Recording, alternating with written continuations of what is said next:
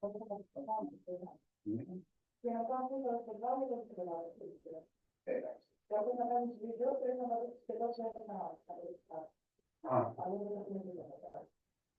ok. Não.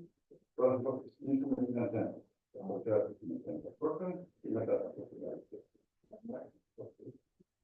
María, boleh ngomong.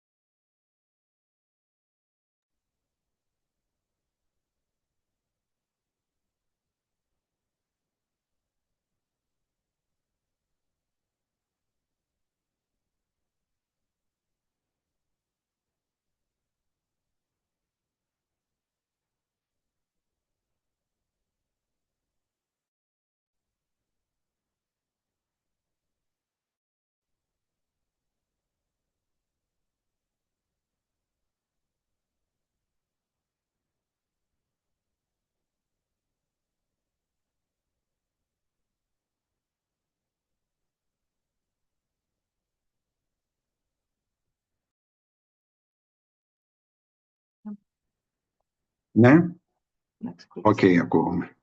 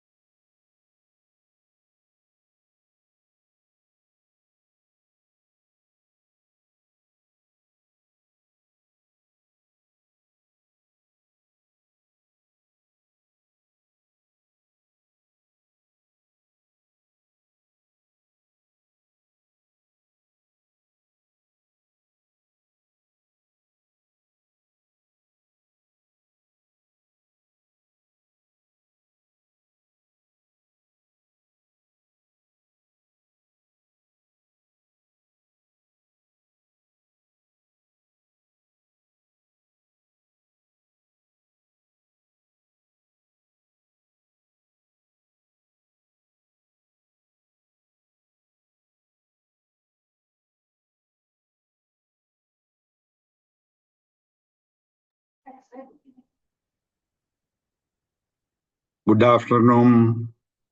Hello from Greece, from Thessaloniki. Waiting the attendance, the attendees to entry. We will start in a few minutes. Thank you for your participation. We're waiting a little bit for the rest.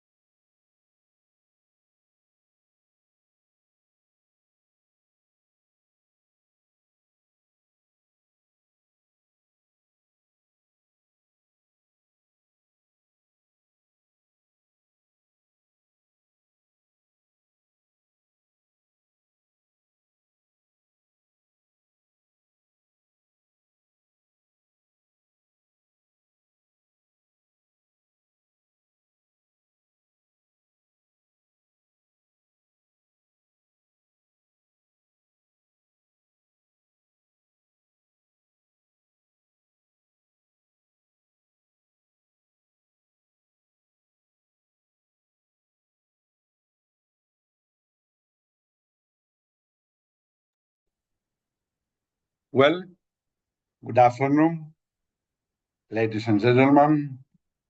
My name is Vasilis Theomadis. I'm a tourism expert.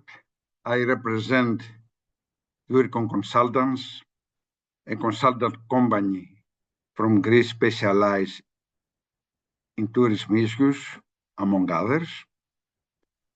So, firstly, I would like to present a little bit the agenda of the webinar, thanking you, all of you, for your participation and hoping that we will have a very productive discussion and interaction. Let's start with the agenda that I was going to share.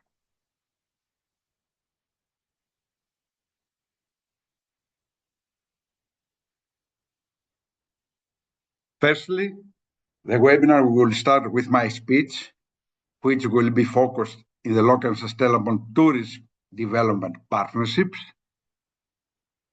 Then a slot of questions will follow, and we will go to the second session, to the second hour, where a round table will be organized, focus on the establishment of community-based tourism destination. In the framework of this round table, 4 participants from destinations will discuss about their experience on the activation of the local communities. And in the third hour of the webinar, Dr. Evangelos Kyriakou, Director of Edessa Municipality DMO, will speak about the municipality of Edessa, a community-based tourism experience destination. And we will close our meeting at 7 o'clock Central Europe time. I hope the discussion really to be very, very active and productive. Let's go now to my presentation. I will share it now.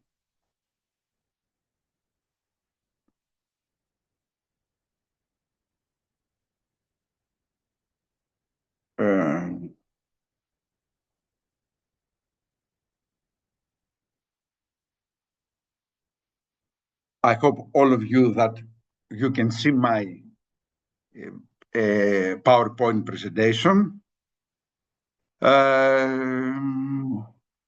Focusing our discussion, as I say my speech, to the local sustainable tourism development partnership.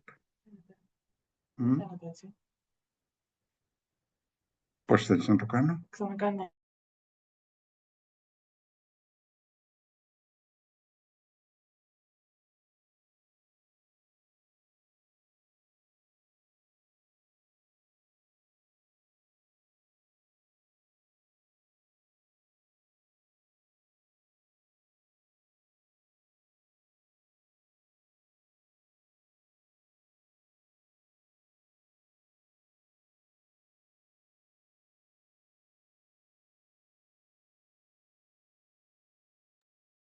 Okay.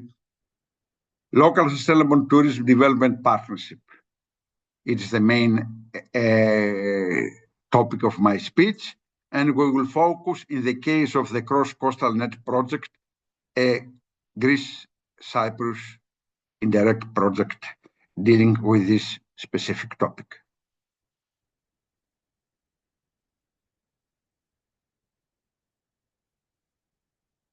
Which is starting is the challenge that we have to face as community, local communities. First of all, that the local economic development policies implemented so far in many famous tourist destinations upset the balance between human activities, the environment, and the use of natural resources due to over-tourism phenomenon.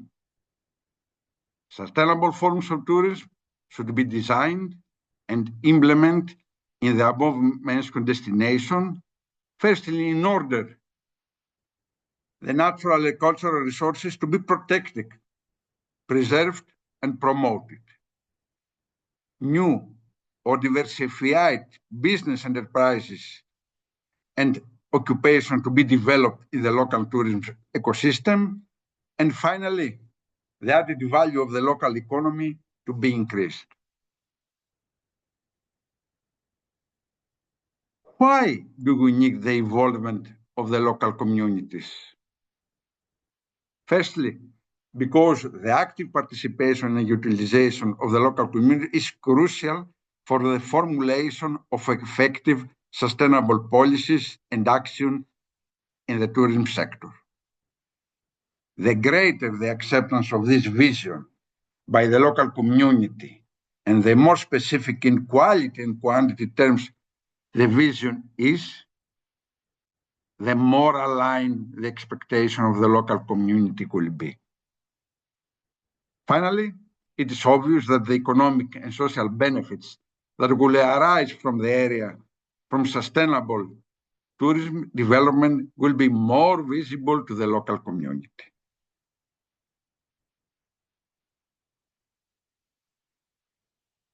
Local community, a key precondition actor for the sustainable management of a tourism destination. Because the engagement of the local community for the formation of local tourism partnership between the local stakeholders and actors directly or indirectly related to sustainable tourism development is crucial, such as could be as actors, local actors could be considered, firstly, the local authorities, the local tourism companies, and finally, the local residents.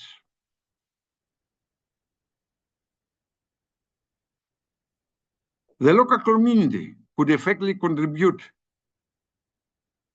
to the creation of a common strategic direction, let's say vision, around the sustainable tourism development model of a destination.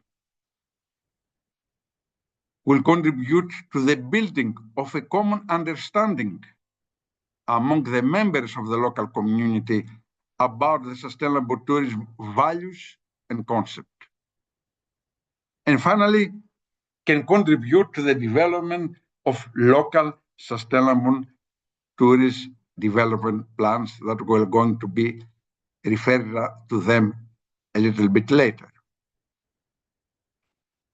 Also, the activation of the local community contributes to the offer of authentic tourism experiences to the visitors.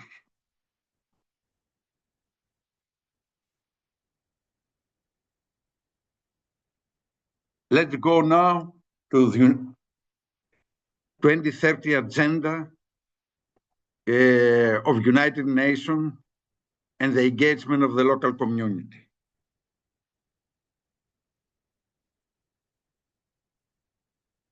The achievement of this agenda and his sustainable development goals requires all hands on deck.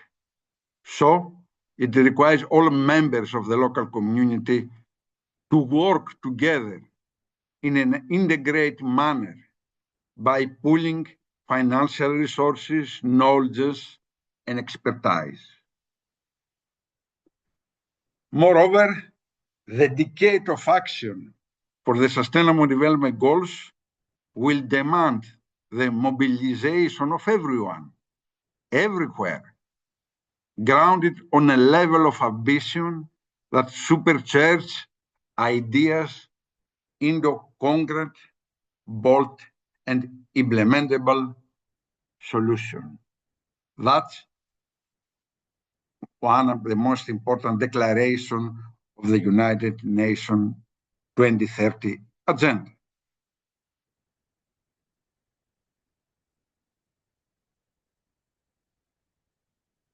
Let's go now more specific to Sustainable Development Goal 17, connecting with tourism. The topic of this Sustainable Development Goal is partnership to promote partnerships for the achievement of this goal. So, local communities can contribute to this target by developing or adapting and putting into practice local action plans or policies for the sustainable management and promotion of a tourism destination. On the other hand, destination management organizations, the famous, well-known DMOs, can play a key role in articulating partnerships, not only with public or private sector, but also with the civil society. Sometimes, creating a DMO where none exists can be the necessary catalyst for the successful engagement of the local community. In this point, I would like to share with us the Sustainable Development Goal Partnership Guidebook. It is a publication of the United Nations in the framework of the Partnership Accelerator 2030 Agenda. It is a practical guide for building high-impact multi-stakeholder partnerships for the Sustainable Development Goals. The guidebooks set out the key building blocks of successful partnerships and the underlying processes from initial stakeholder engagement to partnership review necessary to develop and keep those building blocks in place and to maximize partnership impact. For more information about this, I can put here the relevant link in order to have the chance to read it, this very, very important guidebook.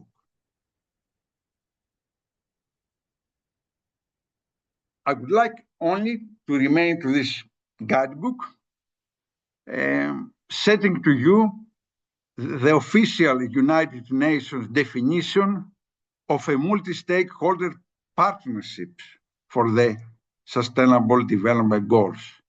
What is this partnership? It is an ongoing collaborative relationship between or among organizations from different stakeholder types, aligning their interests around a common vision, combining their complementary resources and competencies, and sharing risks in order to maximize value creations towards the Sustainable Development Goals and deliver benefit to each of the partners. As you can see, all of the red words are keywords and very important for the success, establishment and implementation and operation of a multi-stakeholder partners. Also, the same guide categorizes these multi-stakeholder partnerships. As you can see here, one of these types of categories is partnership at the community level.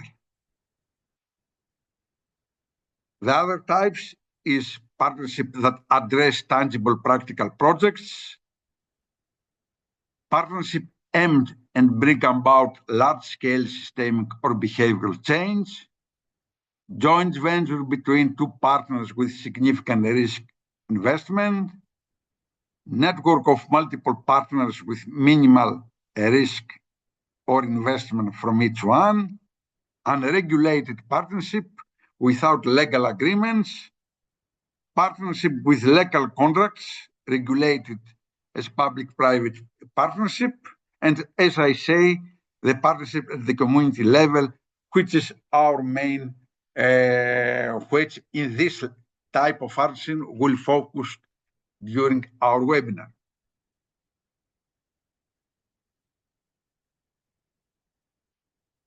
The most important is to think about what exactly resources brought to the table the local stakeholders that constitute the local community. First of all, the local authorities bring democratic legitimacy, conveying ability, mandate for long-term, development planning, local heartless infrastructures connected with the tourism, e.g. roads, water system, water delivery systems, etc. Public budget and spending, very important. Public services and delivery infrastructure, and provision, of course, of land. On the other hand, the local business bring market-based approach, brand power, marketing, advertising, and communication expertise, direct access to and influence with customer base and employees, their products and services, technical innovation, direct influence with the value chain, their private infrastructure and logistics, financial and in-kind private contribution, and of course, access to customers, employees, suppliers, and investors.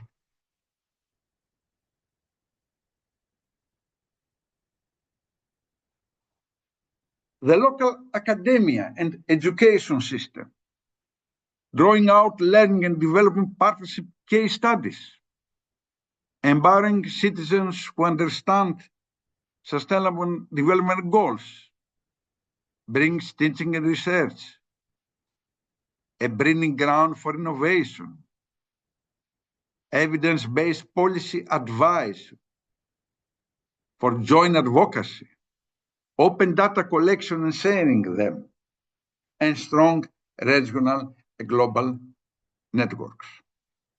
Finally, the local civil society brings his technical knowledge and delivery capacity, brings a deep knowledge of and the reach and access to communities and people, legitimacy, social capital, and ability to organize and engage people. Okay. The journey for the formation of a partnership, the journey for the activation of a local community, of the members of a local community, it is not so easy. It is a rather complicated procedure that we should follow up step by step as described in the following, in this graphic. First of all, we need to understand alignment of interest. That's the basement. That's the most important.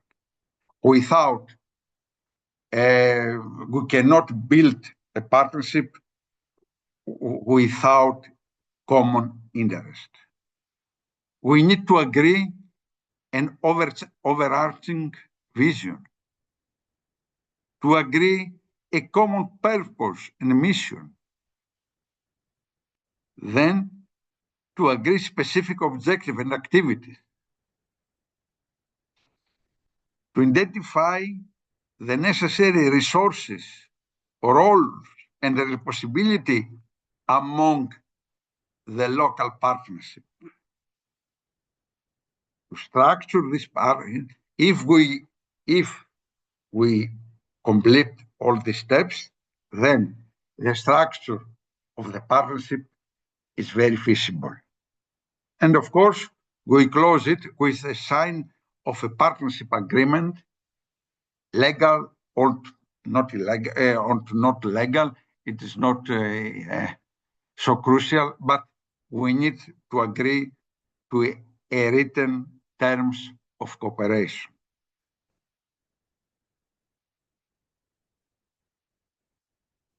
Now, I would like to go to focus to the cross-coastal net project, which his official title was Development of Cross-Border Network for the Promotion of Sustainable Coastal Tourism.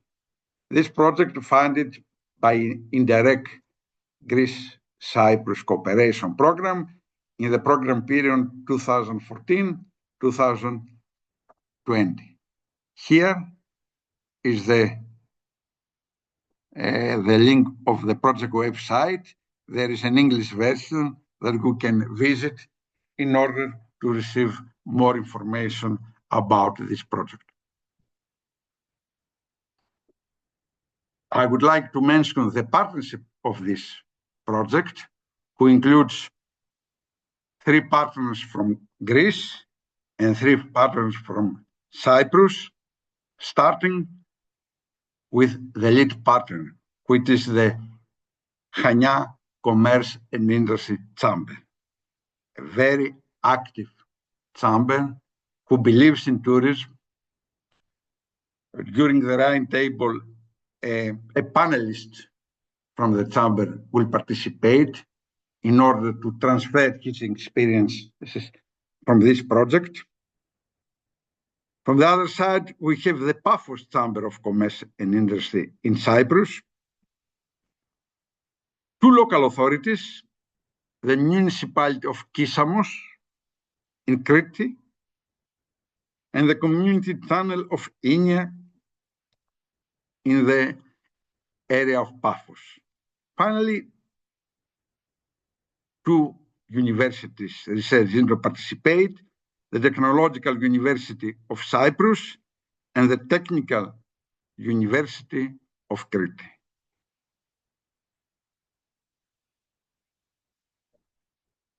Which was the main aim of the project. It was the establishment of a network, a cross-border network among the 2 countries for the promotion of sustainable coastal tourism, aiming to transfer and exchange good practices and know-how in order to protect and highlight 2 specific and environmentally sensitive coastal areas in the common cross-border area of Greece-Cyprus. One is the Balos Lagoon in Crete, and the other is the Achaemenid Peninsula in Cyprus.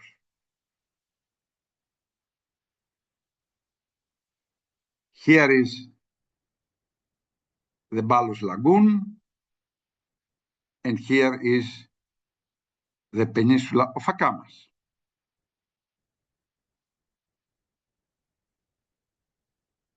That's the famous Balos Lagoon,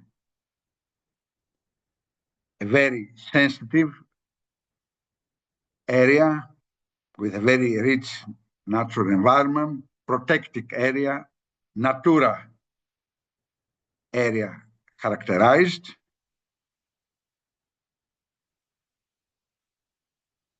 And here is the peninsula of Achaemenid with the beaches that they host turtles, as you can see.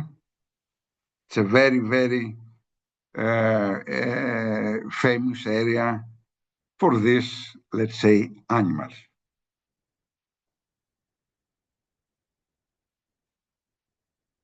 In this point, we need to mention that apart from the network, 4 tourism packages was developed. One was the gastronomy tourism packages for the wide area of Balos, an ecotourism package also for the wide area of Balos, and 2 other tourism packages, the blue tourism packages referring to coastal and maritime tourism activities in Akaman, and the naturalistic and cultural tourism package again in Akamas.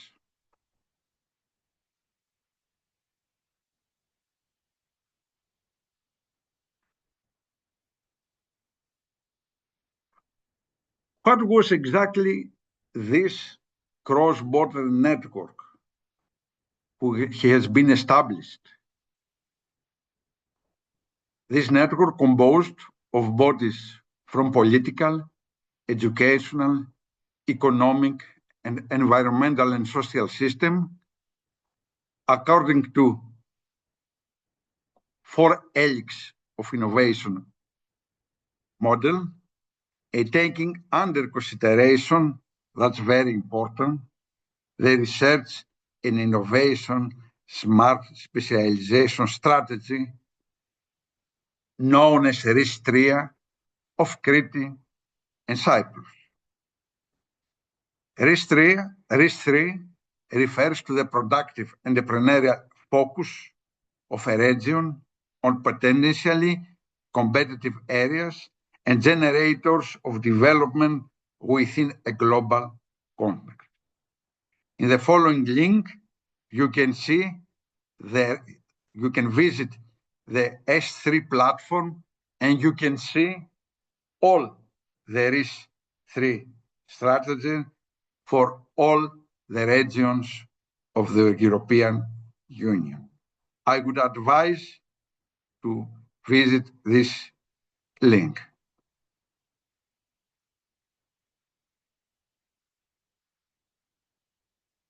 Let's go now, according to discuss about the meaning of a local sustainable tourist development partner. What exactly is it? First of all, it constitutes an informal. It is not necessary to take a legal entity form.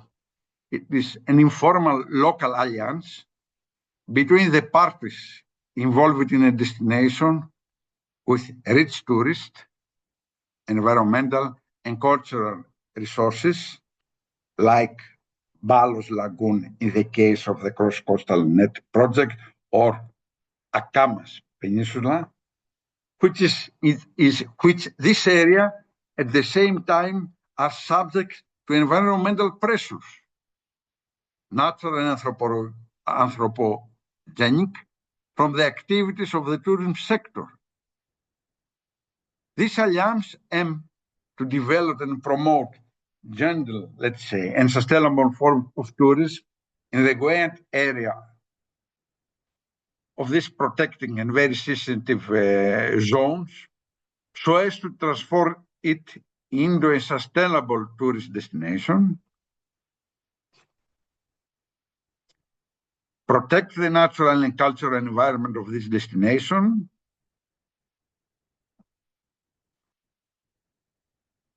and which is the purpose, why we do it, why we did it in the framework of the Cross-Coastal Net project. Firstly, in order to develop a common strategic direction, vision for the sustainable development and protection of the local natural environment and cultural heritage of this destination. To co-formulate a common understanding by all parties involved regarding the objective, the identity, the purpose, and content of the intervention that must be carried out to fulfill the above agreed vision. And finally, to highlight the economic and social benefits that will arise for the destination from each sustainable management.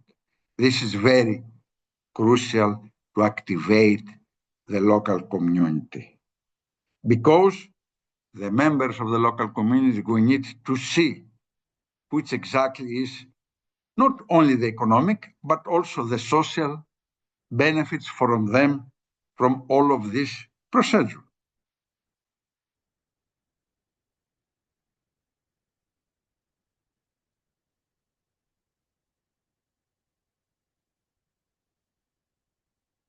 This local sustainable tourism partnership should be established and are considered as crucial precondition for the design and implementation of local policies. So it is precondition from the local policy making entities to design effective policies and action plans for the sustainable tourism management of local tourism destination and the protection and promotion of the local environment and cultural resources, and more specific, to develop local sustainable tourism plan in areas who are sensitive from the pressure of the tourism on the environment. Potential members of a local sustainable tourism development plan could be, as I say, local authorities, local development agencies, local tourism promotion agencies, representative bodies of local professional hoteliers and other tourist businesses, research and academic or education institutes, civil society organizations such as environmental organization, cultural association, groups promoting mild forms of tourism, and so on. All of these potential partners can be cooperated and engaged under the concept of the 4-helix innovative networking model, who wants to engage actors from the business community, from the academy and research community, from the local authorities and the civil society. That's the 4-helix innovative approach.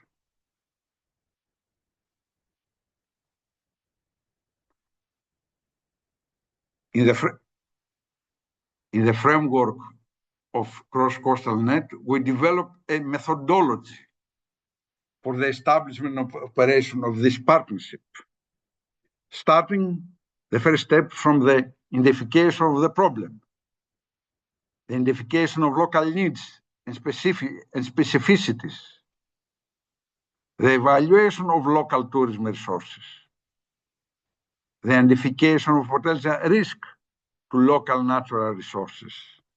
And we can close this session with a SWOT analysis, preparation, and consultation with the local members of the community. Then we start to proceed to the establishment of the local community, identifying the potential actors, members, mobilize and involve them in the consultation process.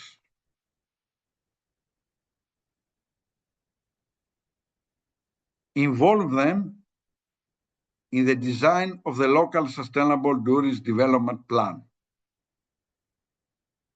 by specifying with their contribution of the local community vision, the submission by them of proposal for the development of sustainable forms and activities of tourism, and also the submission of proposal for measures to protect and develop the environment of the area. Because in the most of the times, the local community knows better the problem knows better the local challenges, and sometimes has the proper solutions to propose.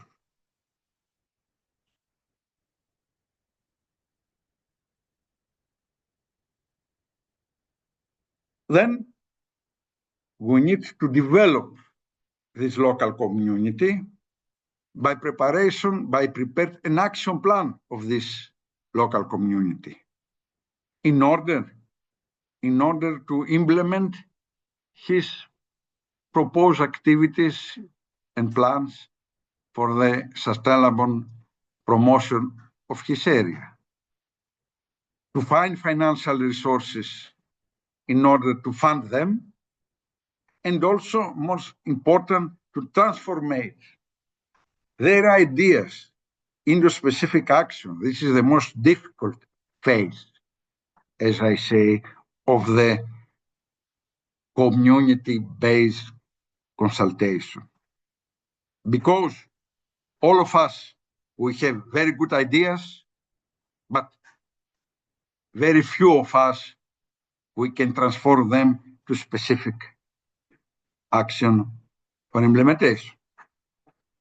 Also, the monitoring and evaluation of this partners is very important. So the development of a relevant system is necessary via the establishment of specific sustainable development local indicators.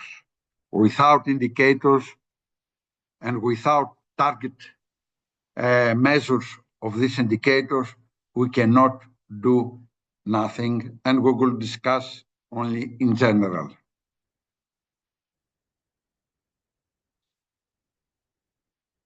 Finally, we need to strengthen the skills of the local human resources and capacity of the citizens, of the local bodies, in order to design and implement relevant policies. For this reason, a session of training seminars should be organized and implemented, and accordingly, relevant training materials should be developed. And also to implement publicity and awareness campaigns in order to promote to each resident, to each citizen, our vision, our local vision for the sustainable tourism development of our destination.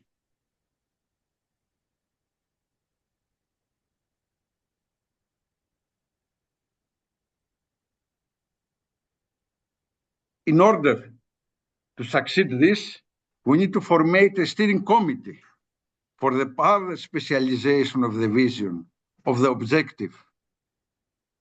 That's the first step. To implement awareness-raising actions, focus on the relevant stakeholders and citizens as well, on issues of sustainable tourism management, and informing them on the purpose or scope of the model community, on the local sustainable tourism development plan that will be developed or has been developed. Also, an advisory committee from special scientists is necessary for the recognition of the local needs and specificities by using SWOT or Pestelli analysis. For example, for the submission of relevant opinions and proposals for the more effective design and implementation of the local plan. And finally, a consultation and decision-making procedure for the further operation of the local community is necessary in order to have a sustainable operation during the time. That was my presentation. Thank you for your attention. Now I'm available for questions or queries.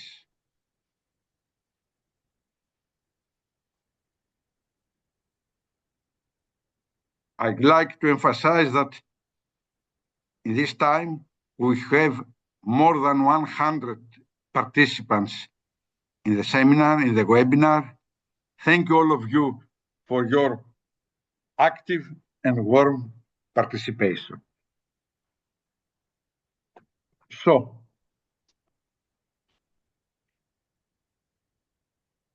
if you think that we need to set any question, I'm available because it is time now for a short break of 15 minutes. But let's wait a little bit if there are any questions.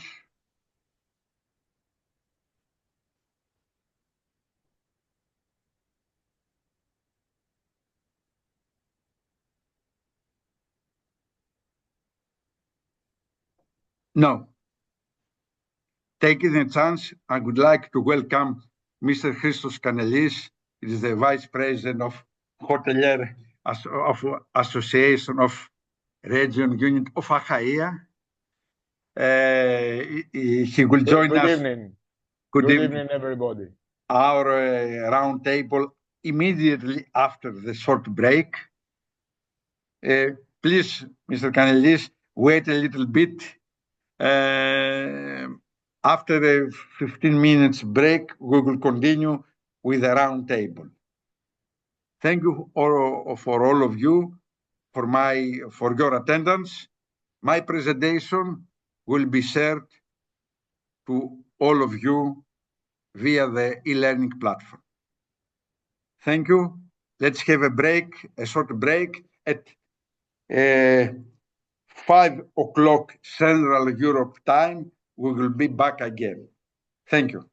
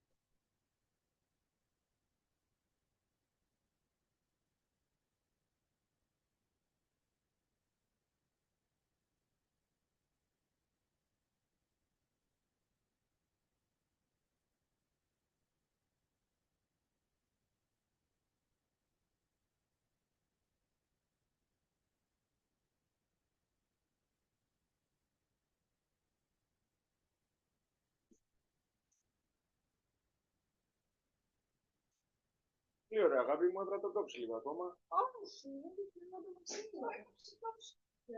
Ναι, να το ίσως, γιατί θέλω να ζητήσω να ξέρω. ναι, Το καθαρέσατε. πολύ ωραία. Ναι, μπράβο Τάκη πες, μπράβο. Έκανε τις ασθένειες λίγο εδώ. Ναι, τις είδα, πολύ ωραία. Σας δώσα φλέκι.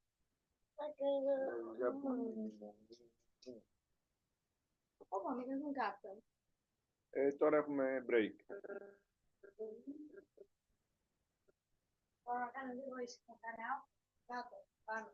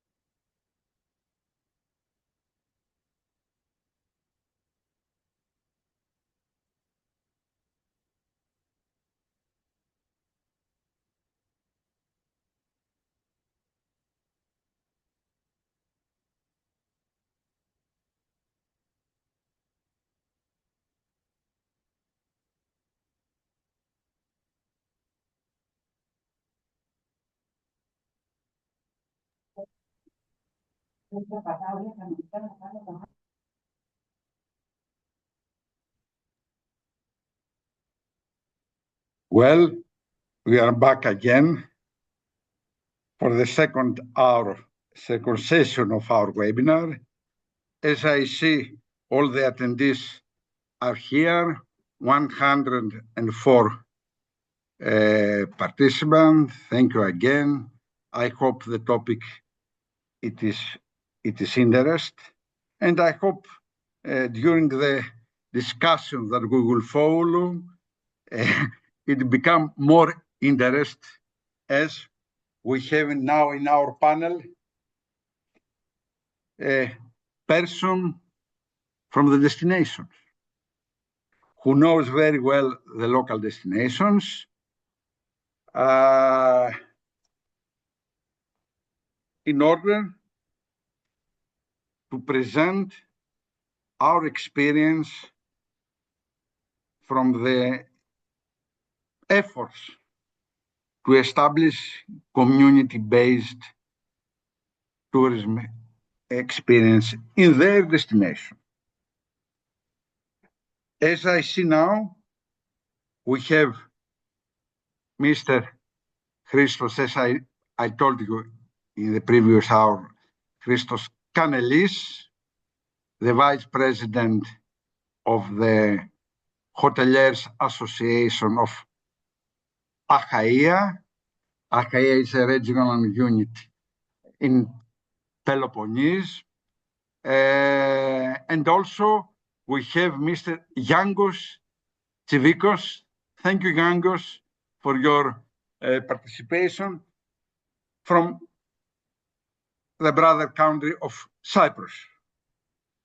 So now Yangos Tsivikos, I have met it hence as president of a local community of Inia, and now is a vice major of the municipality of Akama, a new municipality that was created by the unification of smaller local communities. Also, this administrative procedure is very important for the promotion of a local tourism destination. We will have the chance to discuss them.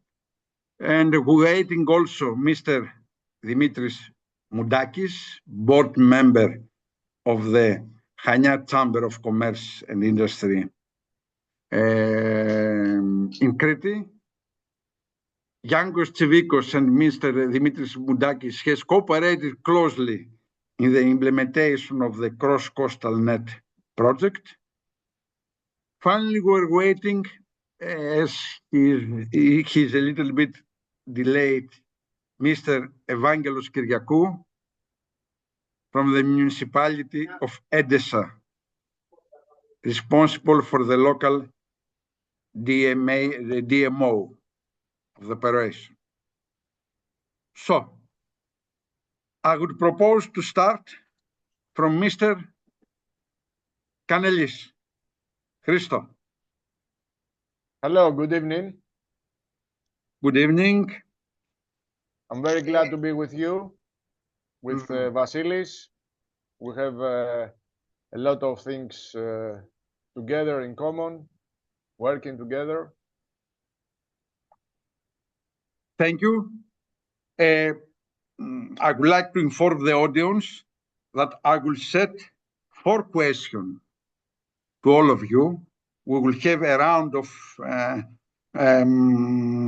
4 questions, starting by you, Christos. The first question, it is to describe a little bit your destination, then to describe the challenges for your local community faced regarding the tourism sector, to describe any procedures that we have already implemented or run in order to activate the local community, and finally to ask you if you believe that all these above procedures has had a positive impact in the destination.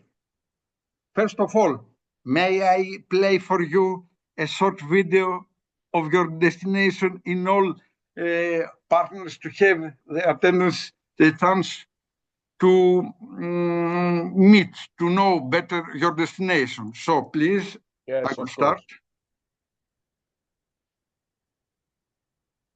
I will share it.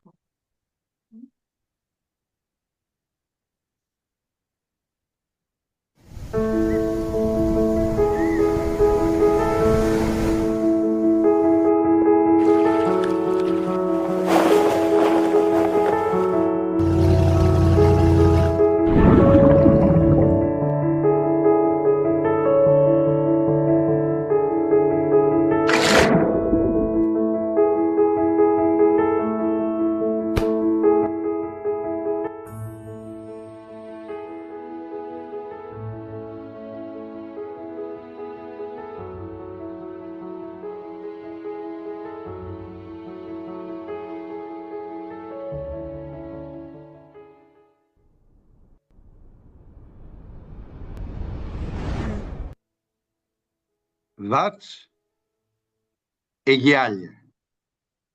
Christos, the floor is yours. Yeah, thank you very much. Thank you, Vasilis. Good evening to everybody. First of all, the destination is located in the south of Greece. We are a small destination, quite unexplored, with a very low tourist impact. I would say it's a hidden gem for people wishing to experience what we say the authentic Greece, because the landscape it combines sea and mountains. We have 7 rivers, we have lakes, we have ancient monuments, and we have about 75 kilometers of coastal waters and beaches. It's ideal for the alternative tourism activities. Our destination almost touches 30 of 35 types of alternative and experiential types of tourism, like hiking, canyoning, bike, diving, sailing, gastronomy. We have excellent wines, we have excellent food, we have superfood, the Vostitsa type of resins. We have ancient monuments, as you saw, the ancient theater. We have plenty of history and plenty of myths. The very known myths of the baptization of Achilles, the immortal waters, everything happened in Aegialia. So that's a small preview. Now, the second question, Vasily, help me a bit.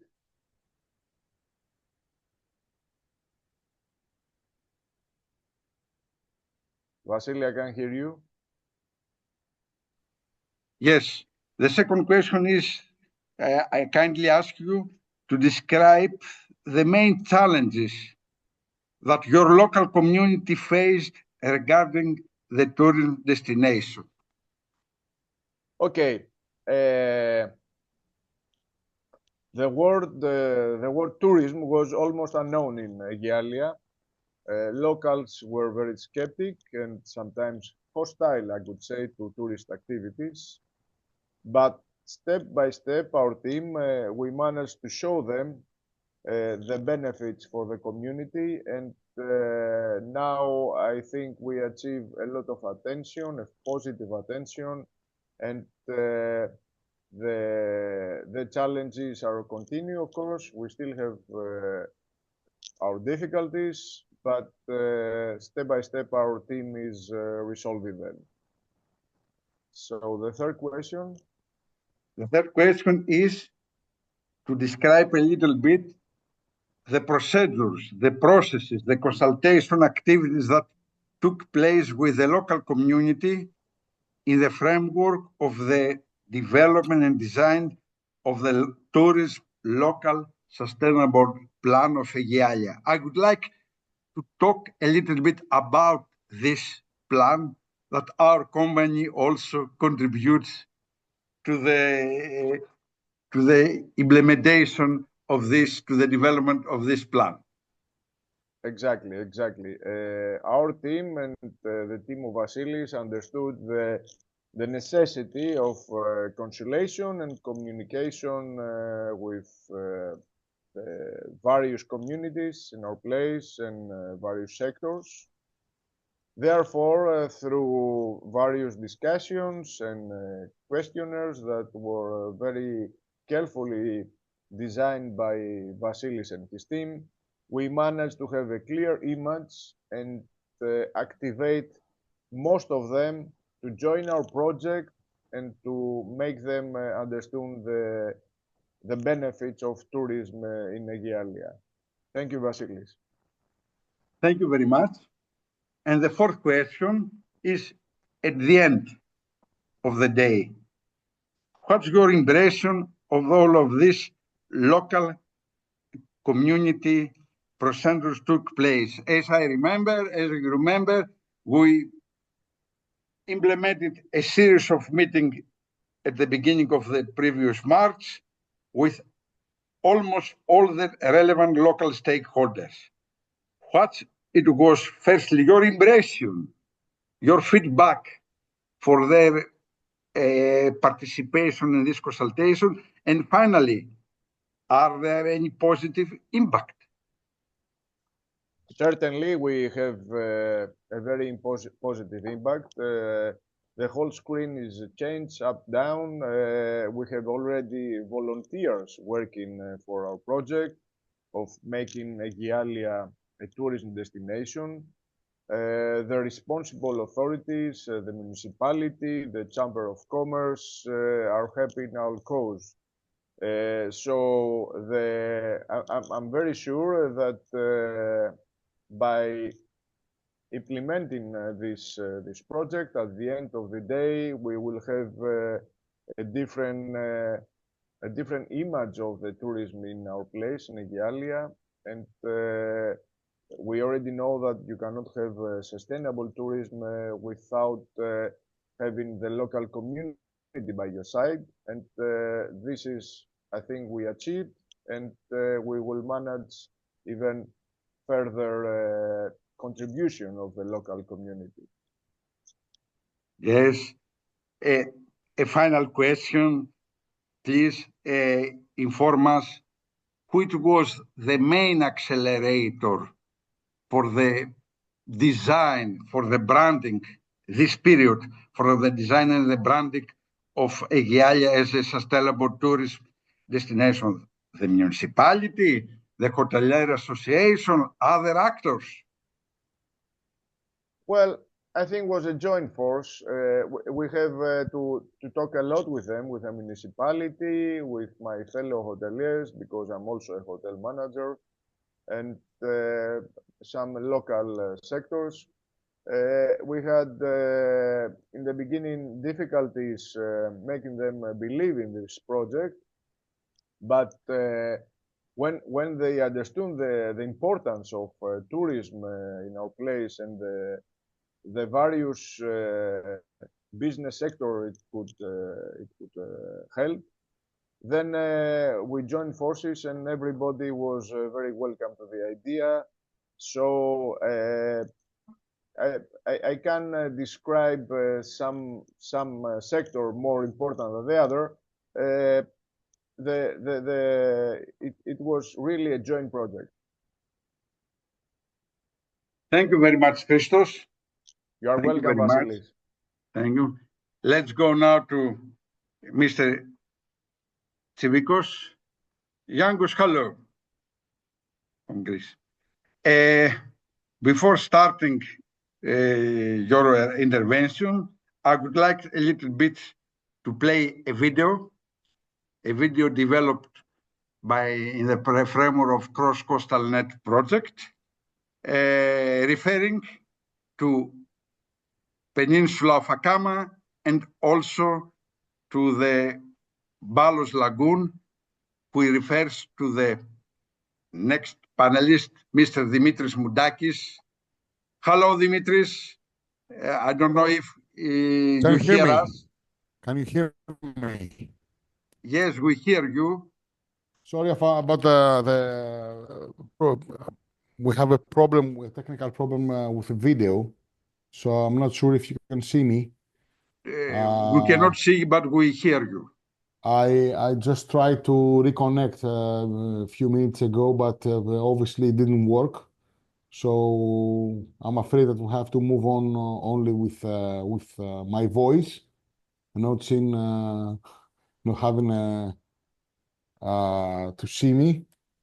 I will try to sort it out as we continue. Yeah.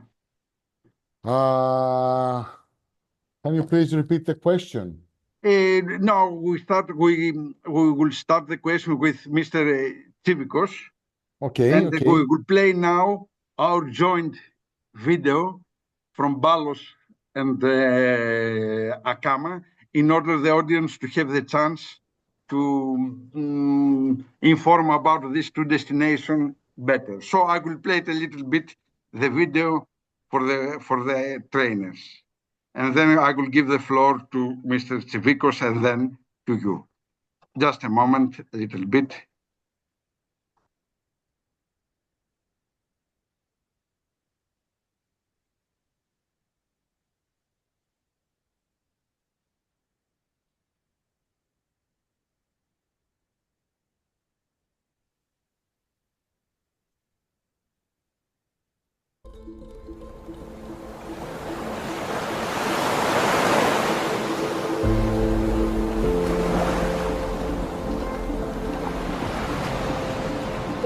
Κάθε χρόνο η Κρήτη και η Κύπρος προσελκύουν εκατοντάδες χιλιάδες επισκέπτες, με το 90% αυτών να συγκεντρώνονται άναρχα στις παράκτιες περιοχές λόγω της ιδιαίτερης ομορφιάς τους. Οι αρνητικές επιπτώσεις στους τοπικούς φυσικούς πόρους και η υποβάθμιση των ευαίσθητων αυτών περιοχών είναι ήδη ορατές στην περίπτωση της λιμνοθάλασσας του Μπάλου και αναμενόμενες στην περίπτωση της Χερσονήσου του Ακάμα.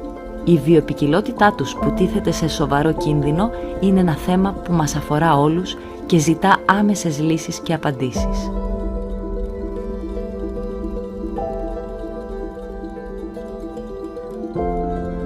Το ευρωπαϊκό πρόγραμμα Cross Coastal Net σχεδιάστηκε για να αντιμετωπίσει τις παραπάνω κοινές για τις δύο περιοχές προκλήσεις μέσα από την ίδρυση ενός διασυνοριακού δικτύου προώθησης αειφόρου παράκτιου τουρισμού στην Ελλάδα και στην Κύπρο. Η μεταφορά και ανταλλαγή καλών πρακτικών και τεχνογνωσίας με απότερο στόχο την προστασία και ανάδειξη των ευαίσθητων περιβαλλοντικά παράκτιων περιοχών των δύο χωρών που δέχονται τεράστιες πιέσεις από το μαζικό τουρισμό γίνεται κοινός στόχος.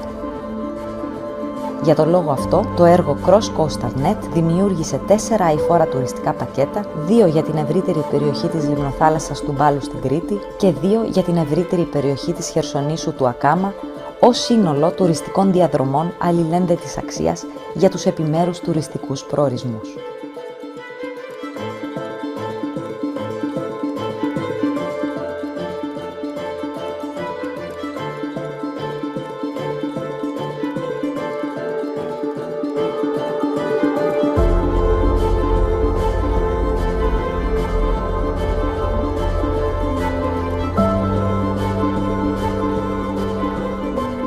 Παράλληλα, στο πλαίσιο του έργου Cross Coastal Net δημιουργούνται 2 παρατηρητήρια κέντρα πληροφόρησης, ενταγμένα αρμονικά στο φυσικό περιβάλλον, στη λιμνοθάλασσα του Μπάλου και στον Ακάμα, με σκοπό την παρατήρηση των δικτών αειφόρου τουριστικής χωρητικότητας και για την παροχή σχετικής πληροφόρησης. Το διασυνοριακό δίκτυο προώθησης αειφόρου παράκτιου τουρισμού στην Ελλάδα και στην Κύπρο, Cross Coastal Net, με επικεφαλής εταίρο το Επιμελητήριο Χανίων, επιδιώκει να αναδείξει τη λιμνοθάλασσα του Μπάλου και τη Χερσόνησο του Ακάμα ως πράσινους τουριστικούς προορισμούς μέσα από τον οφειλούμενο σεβασμό στα δώρα της φύσης και από την ανάπτυξη ήπιων ανθρωπογενών δραστηριοτήτων. Προστατεύουμε το περιβάλλον και παράλληλα το αναδεικνύουμε ως αειφόρο τουριστικό προορισμό, δημιουργώντας νέους προορισμούς και όχι αξιοθέατα. Δημιουργούμε όλοι μαζί νέες δυνατότητες, συνέργειες και συνεργασίες για μια νέα πράσινη εποχή στον τουρισμό.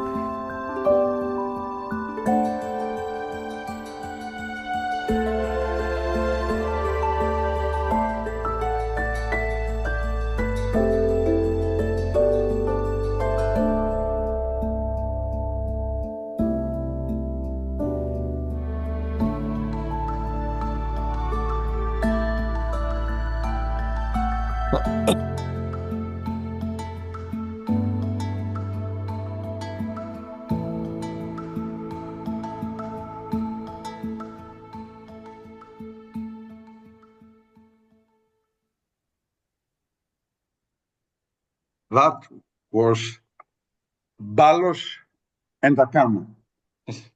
Mr. Tsipikos, the floor is yours. Please, the first question, please tell us something more about Akamas. We cannot hear you.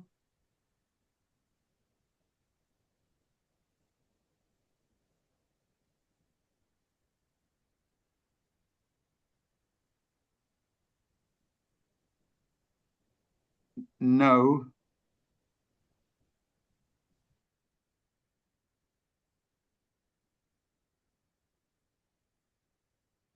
Your microphone is closed, Yangos.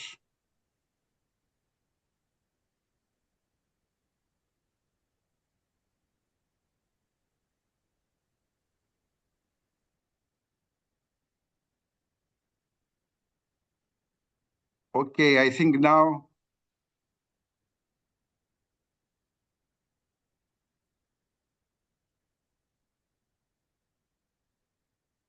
No.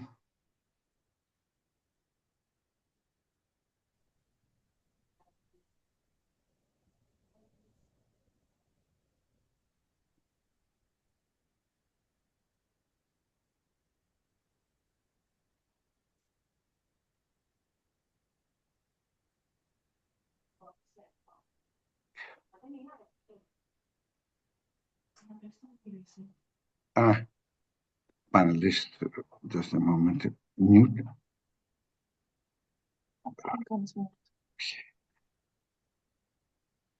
Μην τα πειράζεις αυτά, απλά ξαναπες του να μιλήσει. Your microphone looks closed. It looks, okay. Please, Yangos, can you speak a little bit if you hear you? No, we cannot hear you. Do you like a little bit to exit and come back?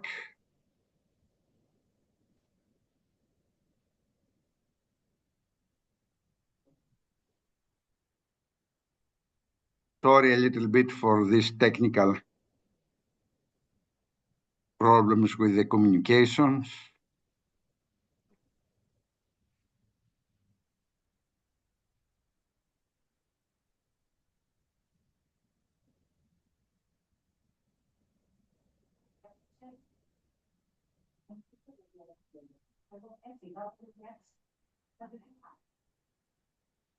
Την έχω. Ναι.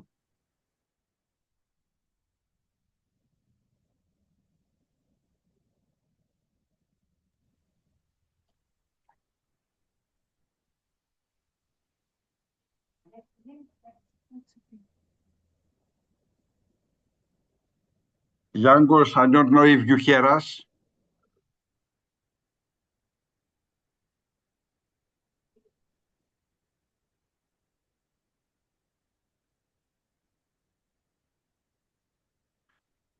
Well, waiting a little bit, Mr. Tsipikos to be reconnecting. I have seen to the question and answer session a question from Miss Elena Kumbara. Good afternoon. I would like to make the following questions. Who formulates the action plan and who can implement it? What is needed to start this action plan? first of all, the scenarios are flexible for each area. For example, in the case of the municipality of Aegialia, the local municipality was the accelerator body to formulate, to take the initiative for the formulation of the action plan. And by activating all the local stakeholders. This is very important. Of course, the municipality does not have the internal know-how to elaborate, to develop the action plan. For this reason, they subcontracting to external experts like our company in order to support them into to develop it. Of course, the most important for us is to increase the capacity level of the local authorities in order to have the ability to transfer to the destination management organization in order to manage and handle these issues by themselves and not only with the exclusively support of external experts. But this is a target, let's say, and we hope that we will achieve it. What is needed to start the action plan? First of all, is to engage a minimum, let's say, of 4 or 5 local stakeholders to believe to the necessity for the elaboration of this type of action plan and to believe to a common vision and to be in line with common interests, as I told you in my presentation. So, I think that I hope my answer satisfied you, Ms. Elena Kubara. Thank you very much also for your questions. Thank you. So, let's go back to Mr. Tsivikos. It is not here. Mr. Moudakis, I will go. Yes, I go can hear you. the floor to you. So, please tell us a little bit words about Balos.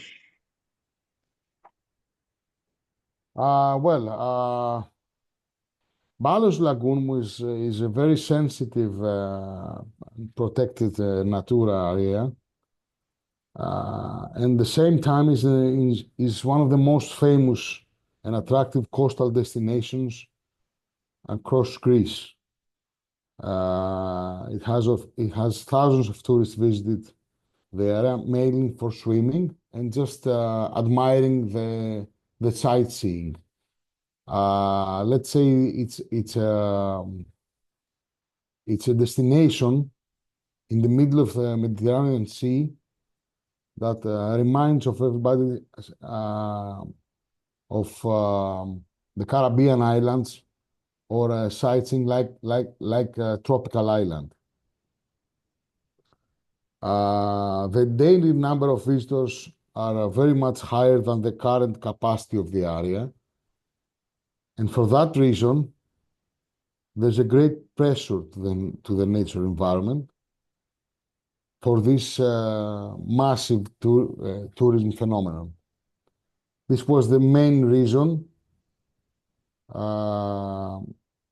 that Hania Chamber of Commerce and Industry took the opportunity and led this project, actually, this idea of a project, in order to measure the capacity that this area could handle in order not to have an environmental damage and keep the sightseeing and the environmental side the same as we have found it from our previous generations.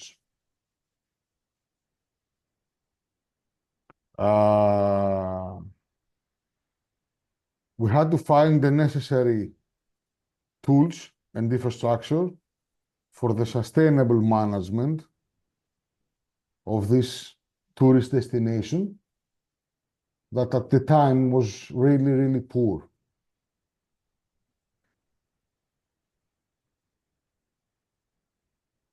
And we believe that through this project, with Cross-Coastal Net project, we managed to find a way of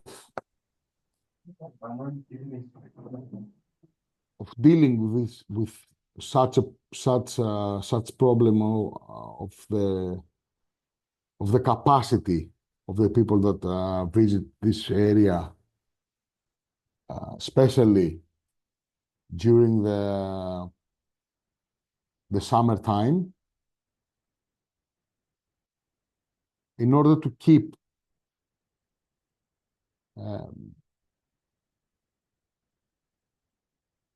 this to keep the area as pure and as natural as we find it from the past generations.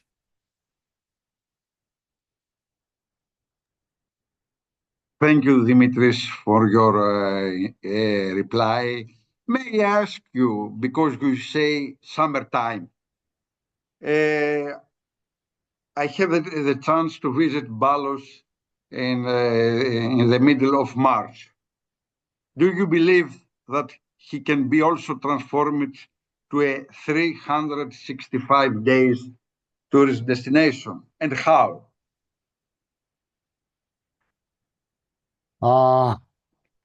Balos certainly can be transformed in a destination for the whole year.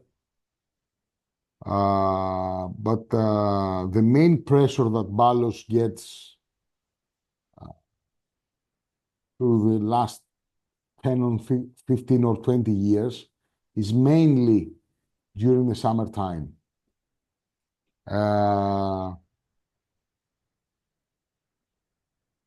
The main challenge that the local community faced was to find the design and the setup, the necessary smart tourism hosting tools, such as an e-ticket program or an application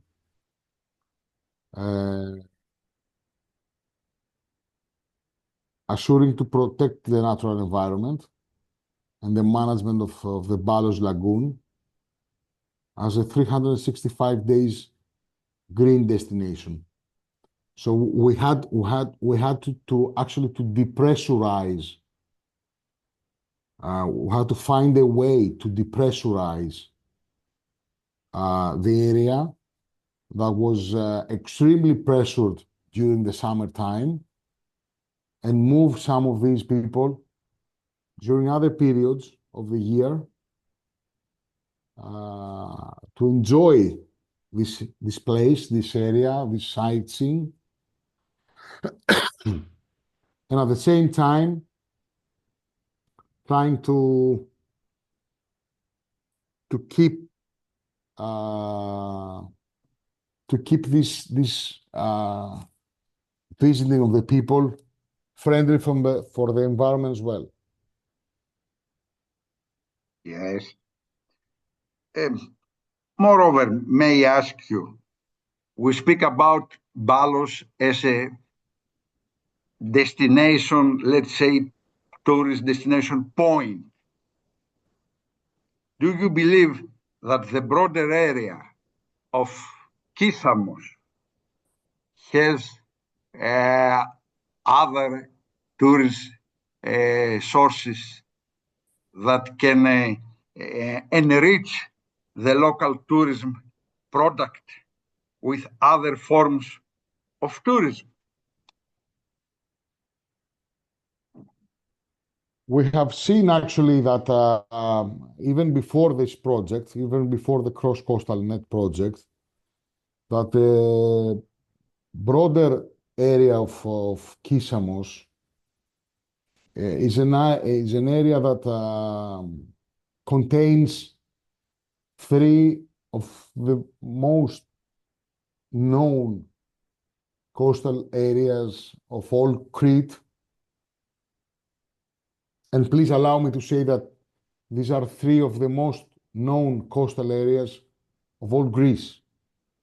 If we say that Greece has 10 very well-known coastal areas, Balos is one of them, which is in Kissamos. Thalasarna is the second one. And the coastal area of Elafonisi is the third one. And all of these three areas belong to Kissamos. We have seen that the area of Kissamos, the municipality of Kissamos,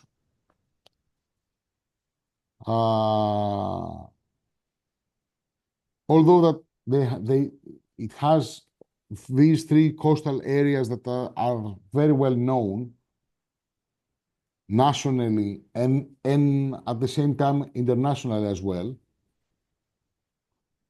didn't have the benefits that somebody would think that they will have from all these people visiting these three areas.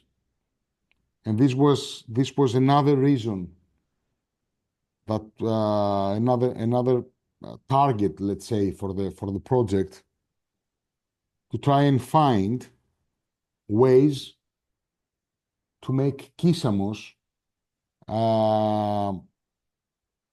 get some benefits from all these hundreds of thousands of people that are visiting Balos and Elafonisi and Thalasarna.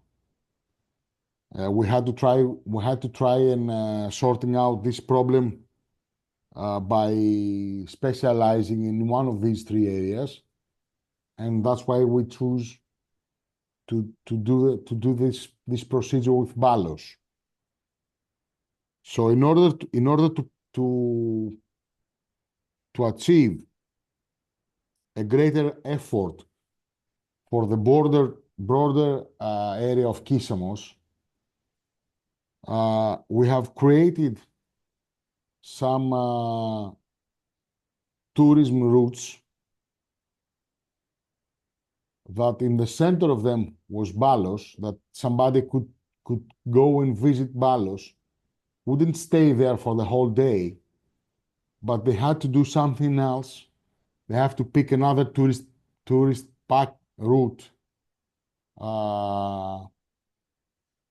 to do after their visit to Balos. They either had to go and choose from a gastronomy tourism package route, either by visiting some wineries or some cheese-making farms, or they had to choose from some ecotourism package routes to go hiking in the general area of Kissamos, to visit some ancient areas of Kissamos and involve with Kissamos further than just visiting a coastal area.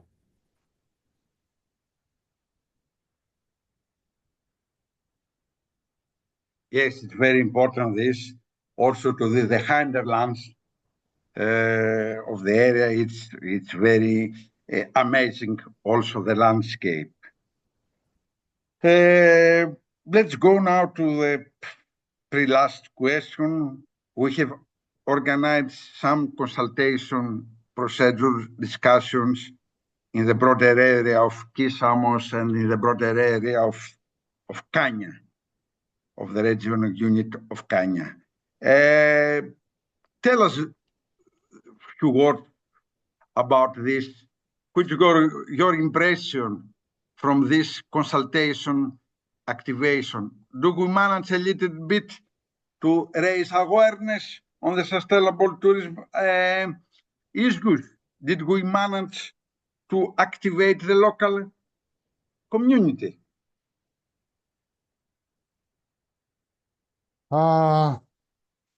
At the beginning, a consultation workshop was organized by the chamber, by our chamber, with the participation of all members of the local community in order to identify the main challenges and problems and discuss measures to protect the destination, and in parallel, develop some eco-friendly tourism activities in the broader area of Balos, promoting the whole area as a green tourism destination.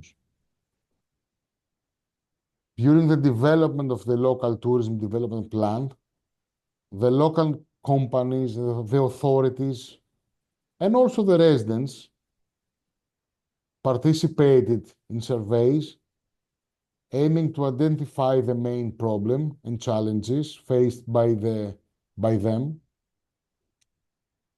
But also, we needed to find out what were their expectations for the sustainable tourism development in the broader area of Balos.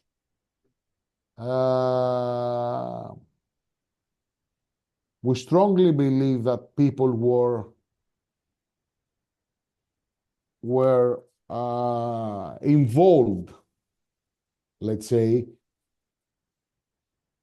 with a whole project that we managed to complete. They agreed with the aims that the chamber at the beginning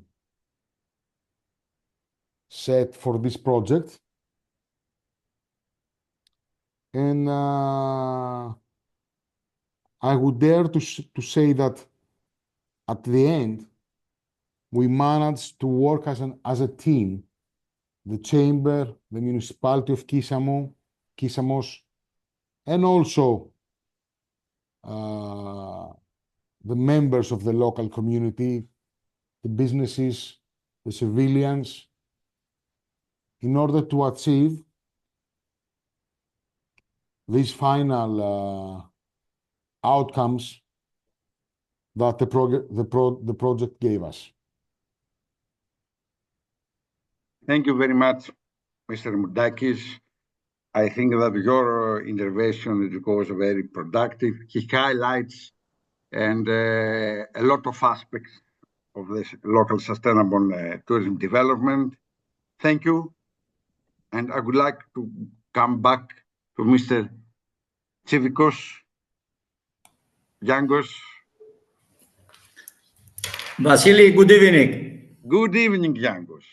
Good evening Now to all we the hear you. attendees and all the speakers. Thank you.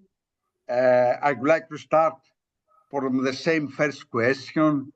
Please tell us, speak a little bit about Akama as a tourism destination.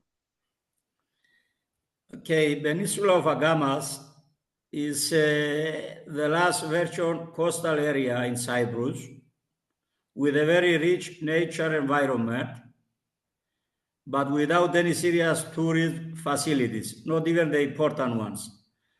And infrastructures as the main economic activities is totally prohibited inside this protected area.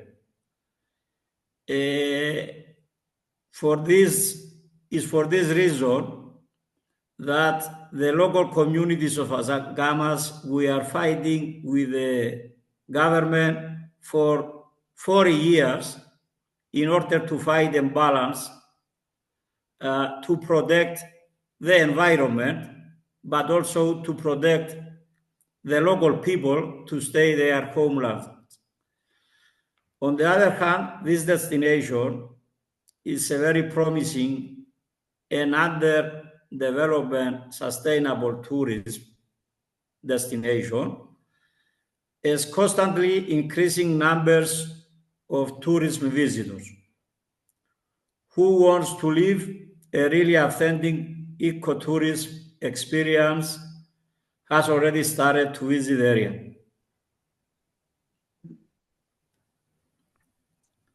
Yes, please.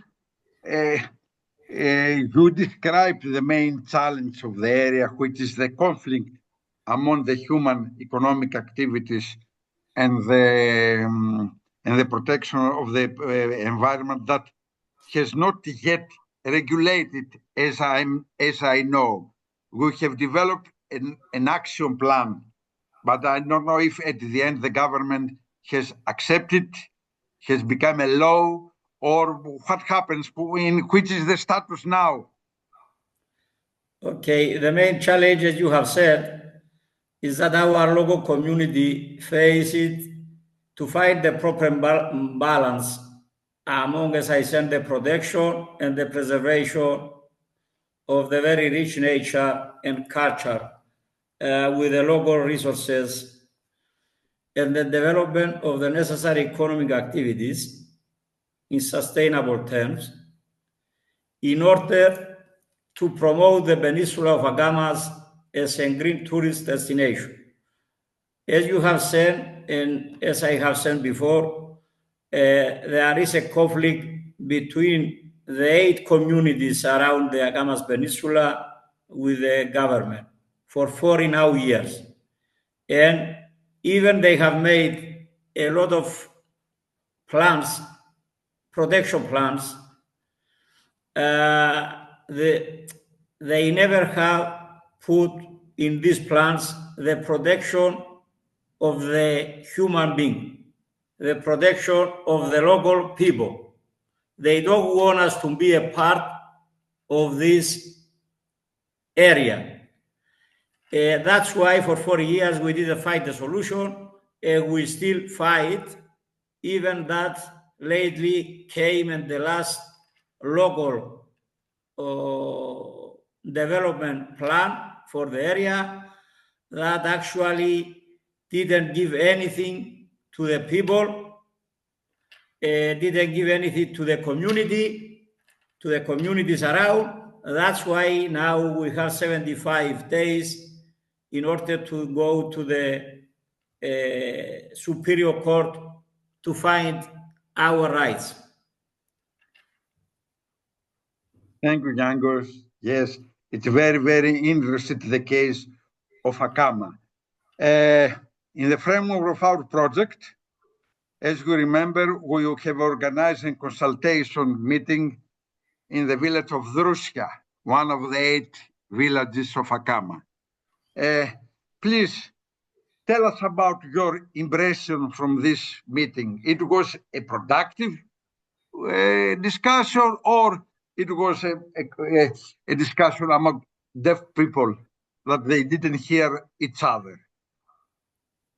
Yes, as you have said at the beginning of the consultation workshop, at the beginning, a consultation workshop was organized with the participation of all members of the local community in order to establish a broad consensus and understanding about the above-mentioned challenges and build a new vision of the area as a green and a very promising tourist destination.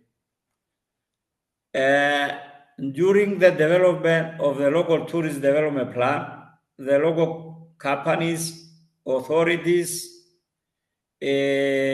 residents participated in surveys aiming to identify the main problems and challenges faced by them, but also their expectations for the sustainable tourist development of the Agamas. Of course, it was a very, very productive, and it was a lot of people attended to this meeting, and all gain a lot from this participation. Thank you. And the last question, do you believe that all this whole consultation procedure at the end has a positive impact? Yes, of course. The above procedures create very important impact as the following two green tourism routes has been designed in the framework of the cross-coastal net. The one was the blue tourist package of route, and the other the naturalistic culture tourist package of routes. Here to say that the Aphrodite's tourism route has been created with the use of national funding sources. And it's good here to say that this Aphrodite tourism route, it was among the 300 outside projects that apply to the European Union, and it came in the 25 best destinations. So it was very, very important to create this Aphrodite tourism route. As I see, a lot of visitors visit this Aphrodite tour route, as I see, sharing natural experience and cultural experience there via this route. Am I right? Of course, and especially since that it was announced by the European Union that it was among the 25 best outside projects, that 30 European countries got involved. A lot of people visited, and local and foreigners, this Aphrodite tourist route. Yes, a really green and cultural tourist route. Congratulations for your local community that participate and contribute to the design and development of this route. And I hope that during the next period, we will solve all other conflicts in the area for the joint development of the area in sustainable terms. So, thank you very much, Mr. Tsivikos. A final question. Now you are a unified municipality. You are not a community, a small community. Does this change something in the way that we are going to manage the tourism issues? Does that mean something? New funds, new sources? Instead of the small community, now we have a, let's say, a big and more organized municipality. Yes, of course. Now everything has changed. We are one of the 7 communities that we came down for the Agamas municipality, and especially the economic problem we had usually and in the past to do things, to plan projects, now is not a problem. We have the economic of the Agamas municipality has all the money needed in order to do whatever we want. And now we are more people. We are about 5,000 voting people. So we have a bigger voice to ask things from the government to be done. Yes, that's true. So, thank you very much, Yangos, for your participation I would like also to welcome Mr. Evangelos Kyriakou from the DMO of the municipality of Edessa. Hello, Evangelos, but I need now to make a short break of 10 minutes. We will start from the third hour and the third session of the webinar at 6 o'clock Central Europe time exactly. So I would like to thank you, the three panelists, Mr. Kanelis, Mr. Moudakis, and Mr. Tsivikos. Mr. Kyriakou, we will stay because we need to hear you, not only your experience, but also your presentation about the municipality of Edessa. Gentlemen, thank you very much. In 10 minutes from now, we will continue our webinar. Thank you. Vasilis, it was a pleasure. It was a pleasure. Thank you very much.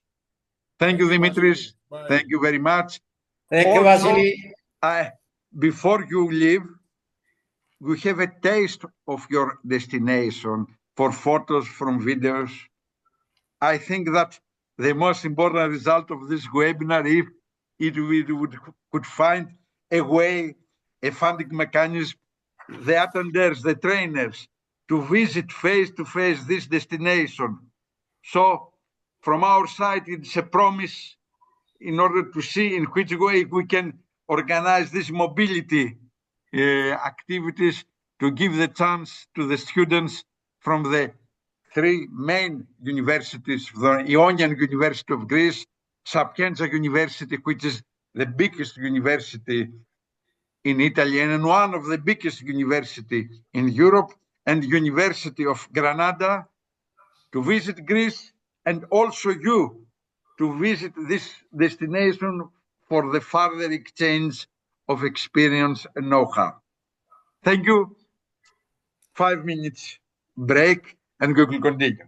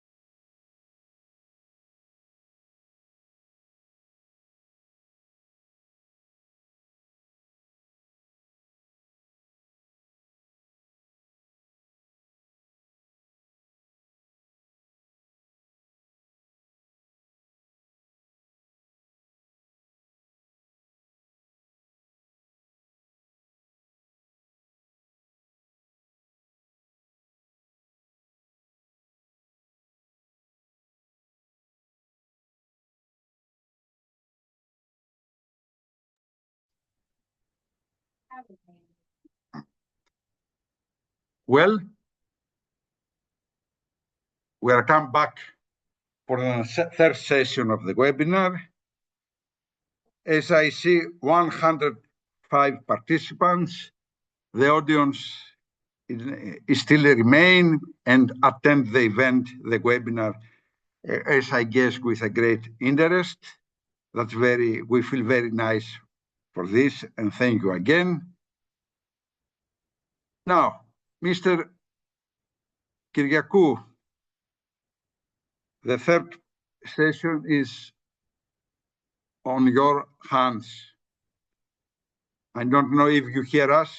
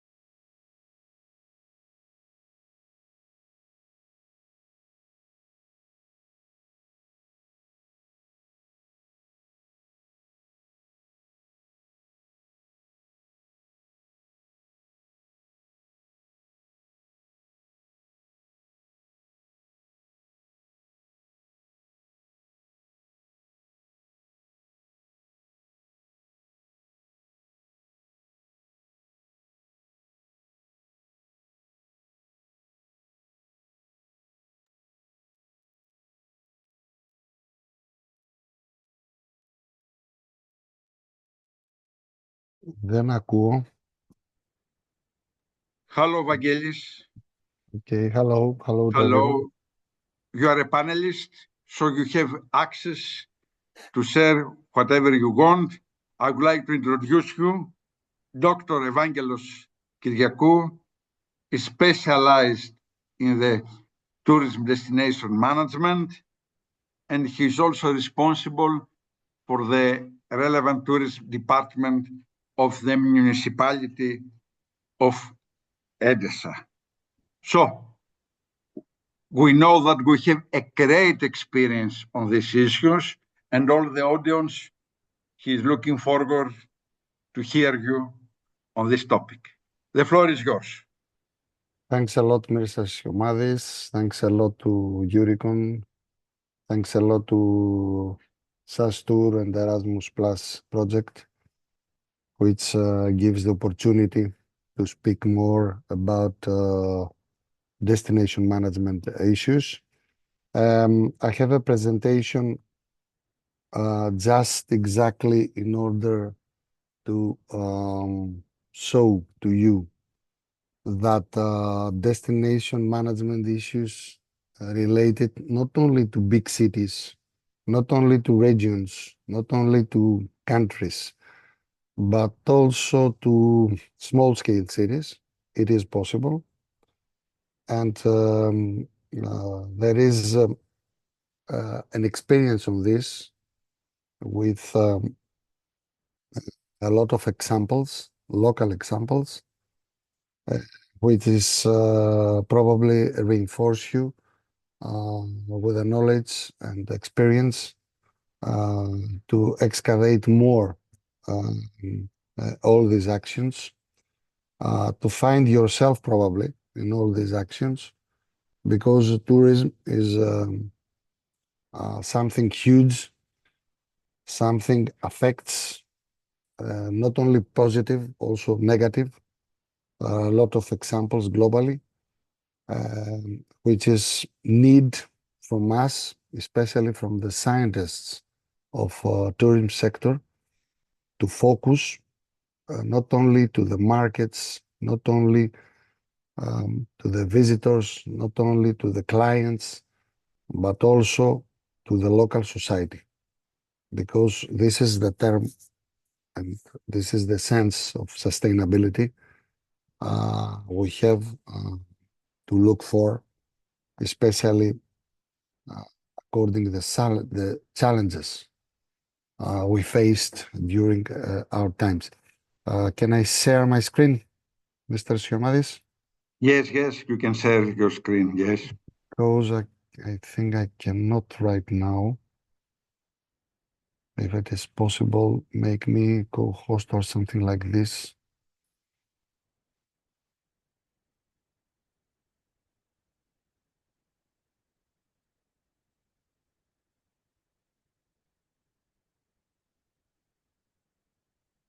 Vasily, you're Yes, now you can share your screen. okay. Thanks a lot. Moment.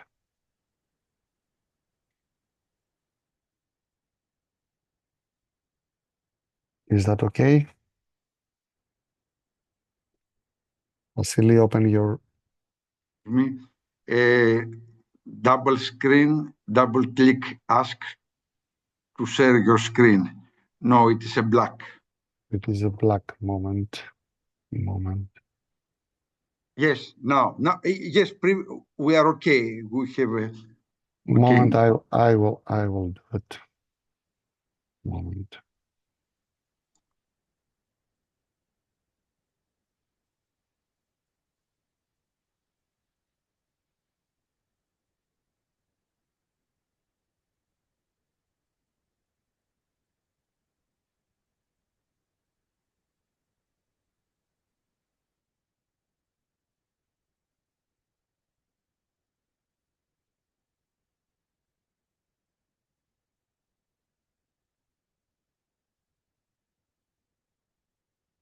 Is that okay now? Yes, we are okay, Vangelis. Okay. So we're going to speak about Edessa, Pella, in the region of Macedonia and Greece, talking more of how the community related with all these actions behind the term destination, focus exactly on the steps of the visitor, because we have to put ourselves both as a guest and both as a host. So usually when the local people, the normal people asking what is tourism, we have to say three basic words, which is, first of all, the location, the place, the community with the people. The second one is the myths of the place, the local myths from the ancient Greek term mythos. And then is the network, internal network, external network. This is something you need even if you are a guest, even if you are a host. Usually I present myself as a motor rider. Here is me and my friends in front of the Alexandrina library in Egypt, in Alexandria, in the city of Alexandria, in the new form, in the new library. And what we usually say to the people is that don't be afraid to put yourself in a situation of host. Don't be afraid to be a guest and travel alone. Here is me and my friends in front of Dracula Castle. And I can say to all of you that Dracula doesn't exist, actually. It's only a myth because of a literature of someone thought this idea before 100 years. But castles of Dracula are there. So don't be afraid to put yourself, to mix yourself with local society, with the problems, with the challenges. This is something vital for destination management. So first of all, the background has to do with Agenda 2030. And one of the goals is exactly what we do right now. Partnership, table, talking, discussion. That means we have to discuss with the people. We have to discuss with the visitors. We have to discuss with the community. We have to make structure tables in order to help people understanding what is the meaning of tourism, not only the scientific terms or what is exactly tourist, etc. Of course, this is necessary, but we have to speak common, normal language to people, to help the people actually to promote themselves, to help them to be as a right hosts, to be in a network of hosting in order to give the to the visitors what they already have in their own mind about the destination. I have to say something briefly, and is straight goes to the local communities. First of all, what we have to put in our minds is that today, not only the citizens voting for the political personnel, but also visitors voting every day. Probably the people of the destination, the citizens, vote every 4 years for Europarliament, for parliament, for mayors, for all these people, for all this political personnel. But at the same time, we have to understand, we have to underline that visitors voting is every day, probably every minute, probably someone of you right now voting about this sector of this project. So it is important to know this. A second one is that according to the World Tourism Organization, 2 of the 3 tourists are individual tourists traveling alone. Imagine yourself what you are doing. You are going every night to your computer and you are designing future excursions, and probably you are doing a lot of things related to your future trip. One other thing which is very, very crucial to know is that there are tourists for every destination every day of the year. So tourists are traveling every day. So we have to understand that 365 is something very crucial, is a crucial number, because people give time not only for summer vacation, which is probably a great portion, 15 days, 20 days, 7 days, etc., but also there is a great possibility for a lot of people to do excursions during spring, during autumn, during winter. So all seasons playing vital role to every, I repeat, to every destination. One other trend which is crucial also to decoding the behavior is that tourists doesn't like to be tourists, doesn't like to name as tourists. They want to behave as temporary residents. That's why we see that Airbnb culture, these short-term vacations, those short-term residency, it's something happened to everywhere, because all people want to react with the locals. Of course, this is not every time possible, but this is something already as a trend and is there. And imagine what's happened with yourself and with your friends. Now, I have to say that it's very clear what model we have to follow, and is already open, probably in your language, to the Global Sustainable Tourism Council, is GSTC. If you are going to gstc.org, you will find a lot of criteria related to tourism enterprises and at the same time to tourist destination, and recently added also about the attractions just 3 days ago. So the model has to do with something very special, which is, of course, the oldest is the environmental, cultural, and socio-economic sustainability. But according to GSTC, something new is related with management. That means who is the person who do the job, which is very crucial for not only for destination, not only for enterprises, but also for the ecosystem related with them.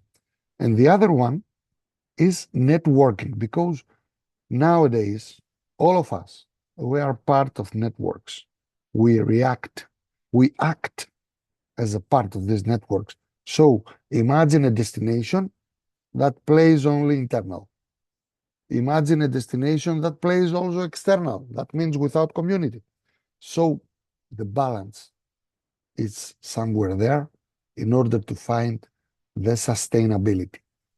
To talking about the sustainable tourist development, which means a synergy, a coexistence between public and private organization, because DMMO system, destination management organization, need local authorities, which is something democratic, especially for European Union level, something democratic elected, and at the same time with the business community, with a very clear aim: quality of life for citizens, and at the same time, this daily life must be quality of experience for visitors, because this is, believe it or not, something unique. Your daily life to the place you stay is something unique for me, which who I'm coming outside of the system. And we're starting about the brand. Which is the brand for destination? Destination has a name, and this brand must stay alive. It's like a human body. Human body, every 3 seconds you have a breath. It's something vital for you, because without breath you cannot live. So brand of the city, brand of the area must stay alive. That means seasonality, it's something bad. If you have tourists only on summertime and next year, all the other seasons, the destination is dead, this is something bad, probably for the community, probably for the environment, for the culture, etc., etc. So for us, for the example I'm going to show you, the brand is the name of the city, is the city of Edessa, and we're looking how to manage all this vision of the city, of the citizens, and at the same time from the visitors. So we need to calibrate a lot of things. We need to calibrate all the system very carefully, because the destination management system started from the local level, from the municipality level. That's why the 75% of the destination management and marketing organization are related to the local level. Then is the regional level, which is the system which create network in order to add one next to other the destination, and to the national level. So if we want to look sustainability, we have to look to the past. City of Edessa was a part of an ancient Roman road, Via Egnatia. the Roman road which connects Istanbul and Rome, New Rome and Rome. So Edessa was one of the parts, one of the mensio, one of the mutatio. Mutatio was a system for changing horses, and the mensio was a place to stay and to eat something which used also for today. As for the myths, we're looking to every destination, which is the most powerful personality, the most important personality. For us is Alexander the Great as a historical personality, and a lot of stories and myths and legends related, but not only to the big personalities, and also something more simple things. For example, this is an inscription of a small pig. You see the pig, which is came for as a first cultural tourist before 2000 year in order to participate in an event, something like a carnival, we can say today. It was called Phallophoria at that time. And of course, the pig, the small pig, was a gastronomy gift. Because as we do today, we take some wines, we take some tidbits in order to bring back to our friends and to say welcome, etc., etc. So the same habits we have today, it was before 2000 years. So this is, believe it or not, this is the most great story that visitors come to see. The pig, Heros Paciphilos, which means pig, friend of all. What we need this management we said before. That means we need an organization with very clear mission published to our internet site, because even the locals, even the visitors must see and must know what we want to do. We need, of course, all this system monitoring, reporting, strategy, plan, but open with transparency. This is the term of sustainability. We need transparency because we need the community to trust us. That's why we need very clear and very open way to speak, very open system to understand. So as I told you before, we play in a system with individual tourists every day. There are a lot of people coming every day to your destination, to our destination. If we say simple, welcome. So the most important thing in every destination is related with information. And when we're talking about information, we're talking about these kiosks are necessary to be alive, not only on summer season, but also all year around, annually. Because even if you don't have tourists, you have work, you have a job to create information, to found new tourists, to creating mining data system, to support the information, to make digital marketing. There is a lot of job to do related with information. This is without money, but brings a lot of visitors to I repeat, to every destination. Every destination could do this. If you want to play on environment system, you must have a special environment information center, especially for environment, because ERESA has to do with waterfalls, water activities, nature, because it's related with geomorphology. That's why we already have an environmental information center, and the new mayor announced that we are going to build more too in the mountainous area in order to support the visitors, because visitors, we have to think that visitors are also residents. So residents want information. Visitor as a residents want fast information and want place as a reception, like a hotel. Imagine a hotel without a reception. What hotel could be done? Anyway, so important is to find a structure that would support digitally or naturally an information system for the visitors. Imagine that during COVID era, which was a great challenge for all of us, this reception play a role as a digital reception and support the idea of digital excursions, digital exhibitions, etc. Behind this, there is a tool. I'm going to talk more on this, called Edessa City Card.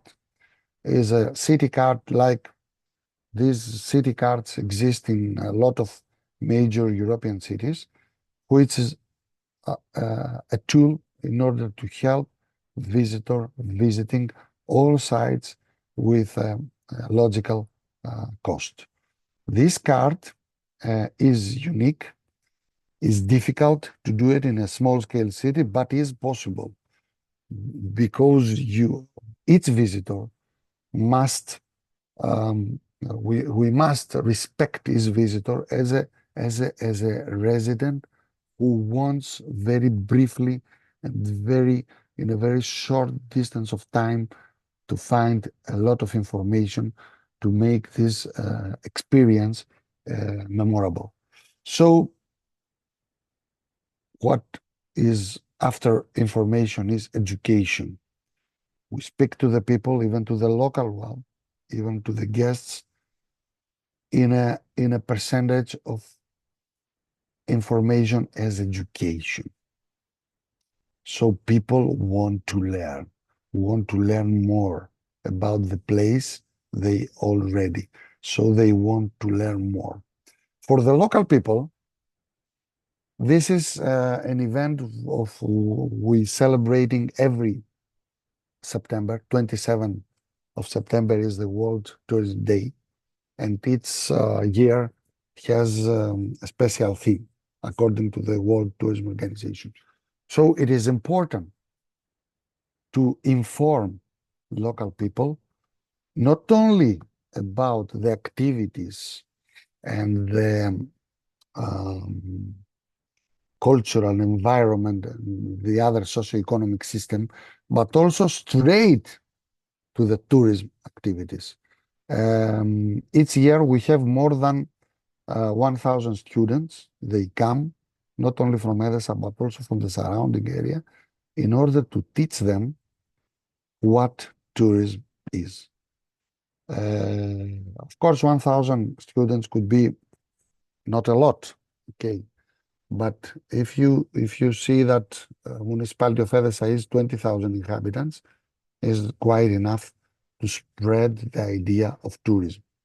So management, as you understand, is something crucial. You want, of course, surveys for visitors. We want all this marketing communication, the adoption of sustainability, but this is something happen because of a team of scientists, of a team of some people related and react and design all this system. One other term which is crucial is related with accessibility. Of course, you will tell me that every time the roads are not the best, they have potholes, they have a lot of problems, the time is not enough, etc., etc. I really understand this, but the accessibility has to do also with digital. Tourists and visitors doesn't care of how many kilometers is between point A to point B. They care about what they are going to see there. They care about how much time they spend on of which mean, etc., etc. So this again goes back to information, but accessibility generally is related with a lot of things.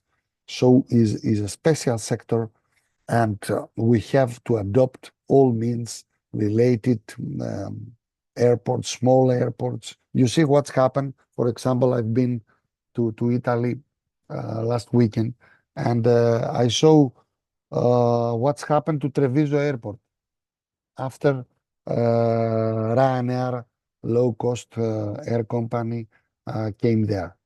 It is unbelievable that one new destination is born.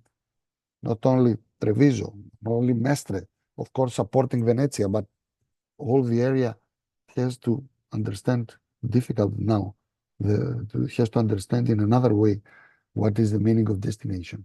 So connection to the networks is something crucial. And every destination must look very carefully to their own geomorphology, the rivers, the mountains, the lake, the waterfall, and of course, this in a great relation of time. Because if you think that a visitor comes from China to Greece, that means that this visitor want to visit not only Greece, but also Albania, North Macedonia, Bulgaria, Turkey, and also probably some other Balkan countries, because the distance between China and Greece is huge, so they want to give more time to themselves. That's why they travel 15 days or more. So everything is depending on a lot of elements, and these networks could be virtual, natural, with a lot of background behind. So the management, as I told you, in order to close it, it's necessary for a management system talking directly to visitors, to residents, and of course, supporting the idea of crisis management and planning future policies to existing problems like energy, like carbon footprint, because each destination needs to build an institutional memory, which is crucial in order to follow the sustainability road. Natural environment for us is waterfalls. In Edessa existing 12 waterfalls. This is the biggest one. And of course, this is the winter photo, because if you want to give to the visitors the idea of 4 seasons, all these sites must be accessible, must be well informed for all seasons, for 4 seasons, and help them with the network. Edessa is a bike-friendly destination, has this network of helping Edessa city card to the visitors. So it is important to have also this information packed in order to help visitors, and at the same time, this network to be open in order to accept the guests as a possibility of cooperation and coexistence. In the wider area, there is a great monument in the top of Kaymakçalan mountain. This is a monument of First World War between Orient Army and the Action Alliance.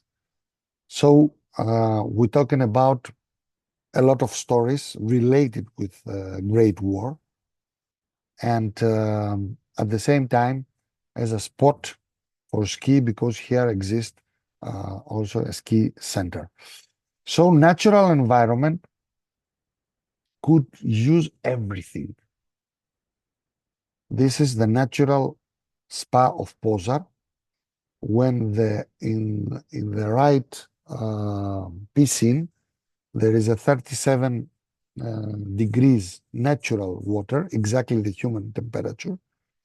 And on the other side is the cold water. So you can create a lot of actions if you study and if you see very carefully what each area could have. The cultural environment also must stay alive 365. First of all, the travelers and the stories. Each place has its own history. Here, we have a lot of inscriptions, we have a lot of gravers, we have a lot of photos, and a lot of people travel to find what their ancestors doing before of them, and visiting probably many of the same spots. This is the watermills area. All these sites I'm going to show you with the sign of visit card is every day open, with people inside ready to speak with you and to make a presentation about the theme. Here is the Mill of Flavors, talking about how important is the five flavors in the human body and the human health.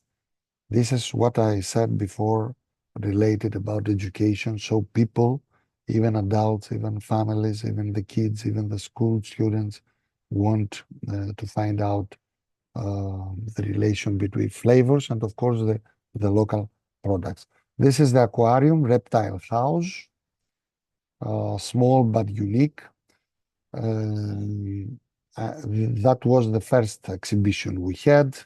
This is the water mill of 5 human senses, how water react with 5 human senses, which is very, very important to understand of what we are, because we are water.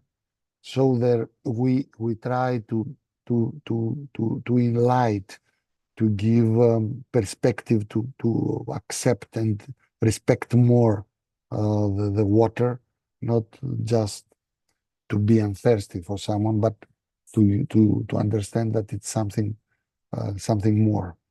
This is the water mill of gems and minerals, another exhibition describing the rock of Edessa, because it's unique also, it's created by water.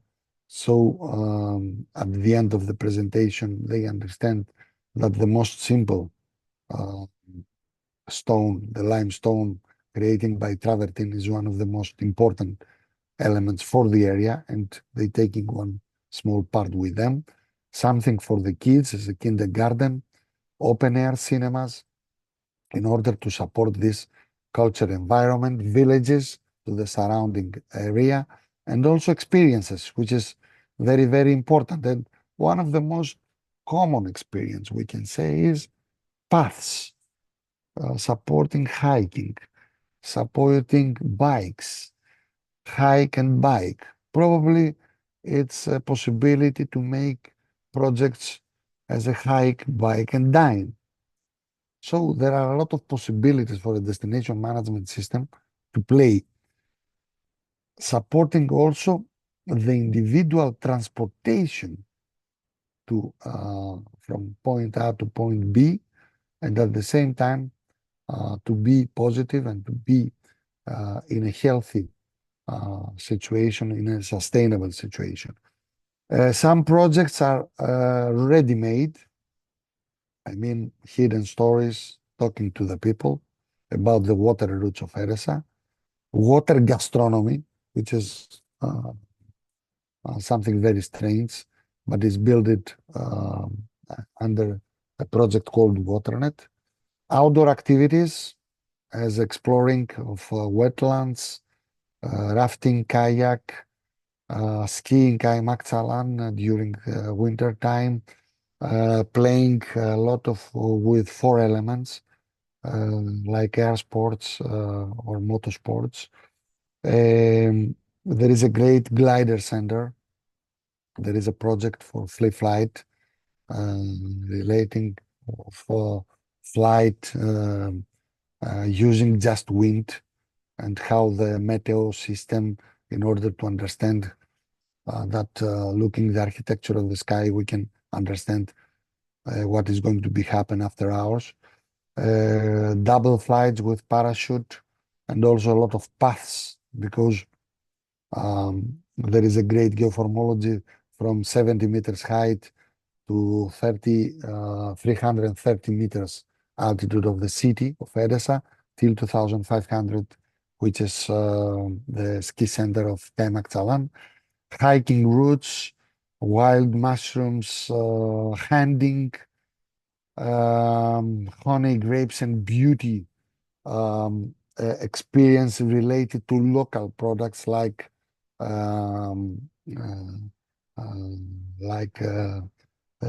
bees honey, masterclass of ancient Greek gastronomy and also modern Greek gastronomy, cooking classes, which is very favorite today for a lot of people because a lot of people eat, unfortunately, junk food, eat very simple food, very unhealthy food. So we need to help to back them in the med diet. Circle dancing classes, which is very favorite, especially for lonely people, because Greek dances are related with circle energy dancings. So we help even lonely people to come and to be a part of the team. And also some more extreme degustation for cigars, because there are some companies related with the creating of cigars and wines, and sport events, of course, like Battle of Kaymakçalan, I said before, First World War. There is a special project for Steps of Ho Chi Minh related with Asia visitors.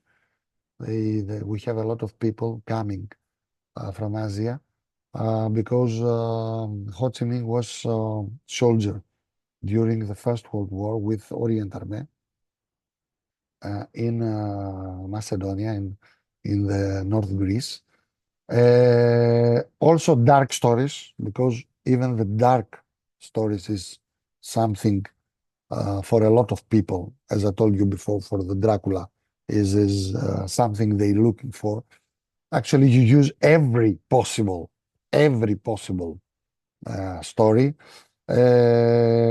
One great book, Child Count Stars from Menelaos Loudemis, is very famous Greek writer, great traveler to a lot of countries all over the world. It is also an exhibition. And of course, all this happened in order to create memorable experience, to create memories, because we want to spread these stories to other people. We want to spread the myth of the location. So we need these memories. Imagine ourselves without memory. It doesn't exist. So we need to stay in a memory system.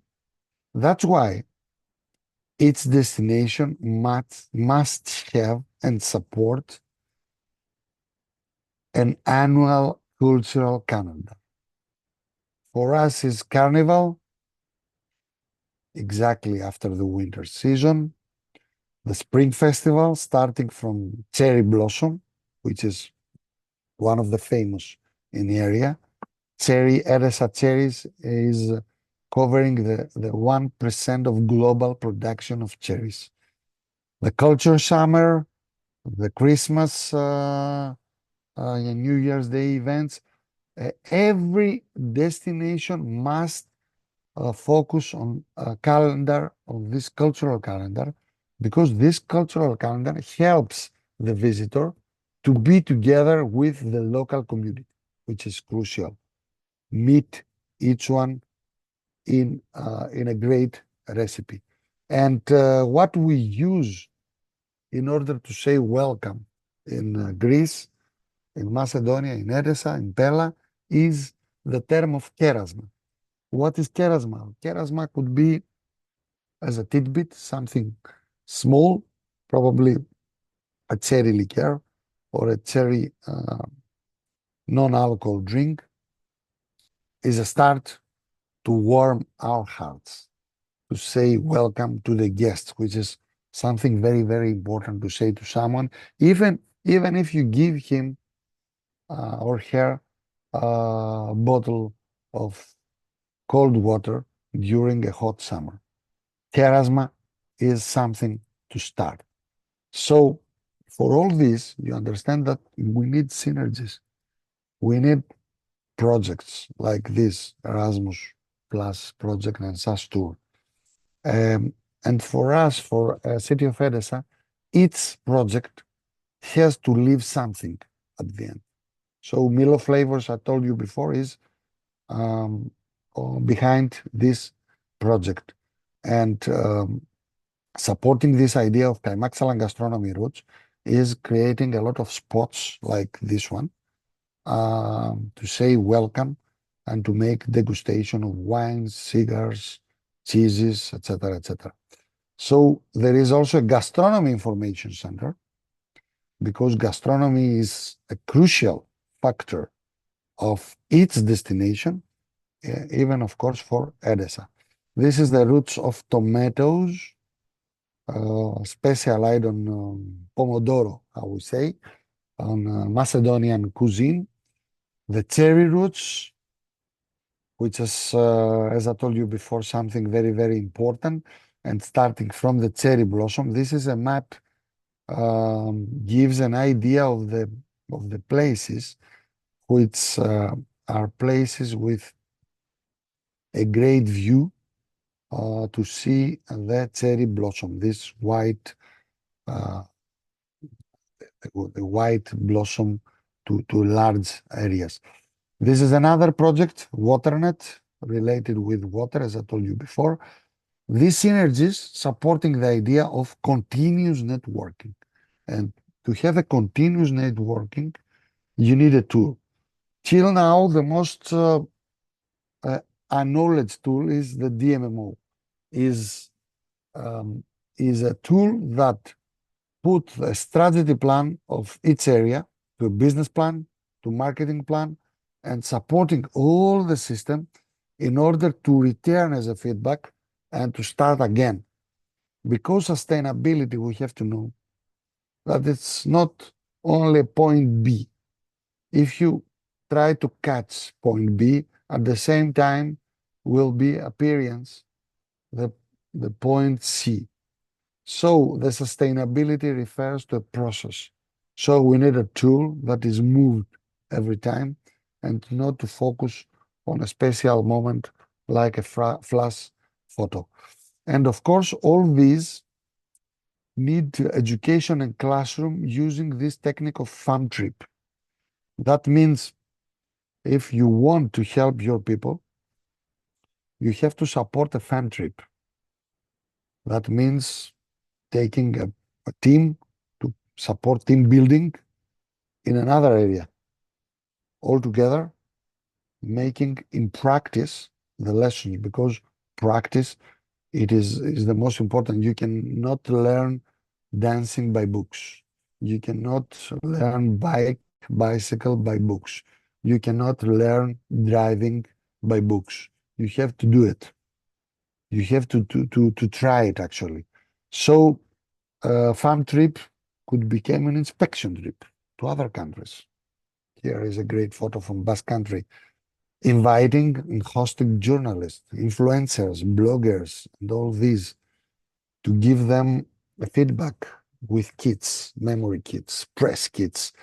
There are a lot of jobs, believe me, to do it in order to have this sustainable conclusion. And today, with the tool of AI, we can do more, because what Nikos Kazantzakis, a famous writer, when he was traveled in Japan, asked a teacher, which is the best recipe of a tea?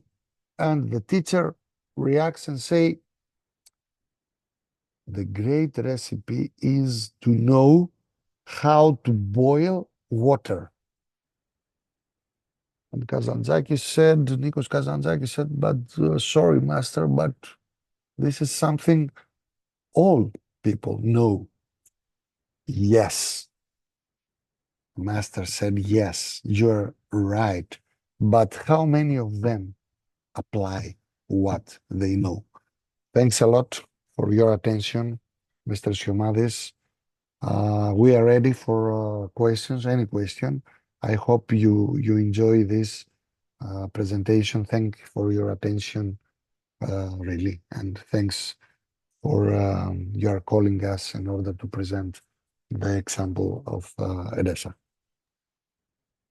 Thank you, Vangelis, for the very amazing your presentation. Please send us in order to share with the attendees and the students.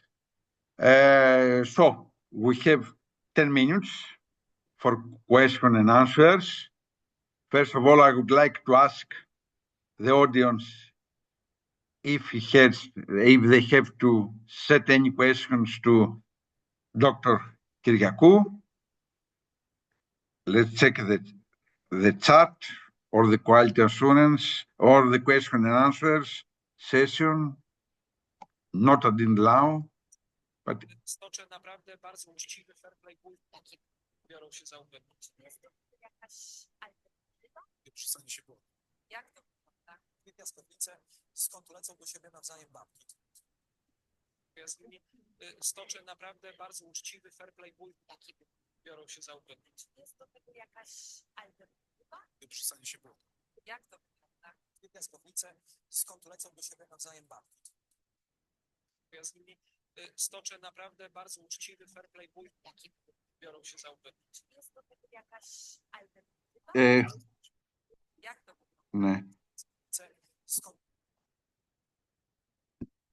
Let's start from me to set one or two questions, taking the time to the audience to thinking any questions. Βασίλη, αυτό τι είναι? Can we stop? Yes, we try to stop it, to mute.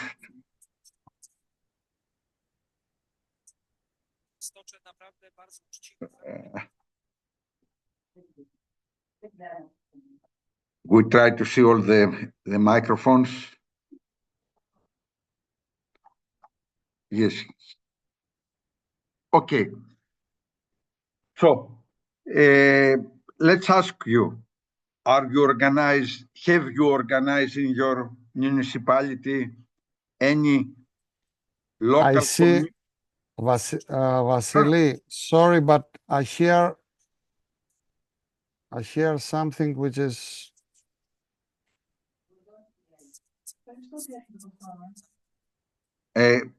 No, we don't hear from us, Vangelis. I hear something strange.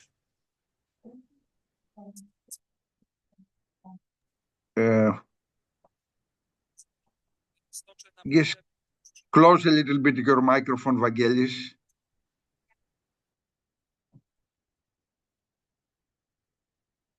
Try to go again inside. Okay. Yes.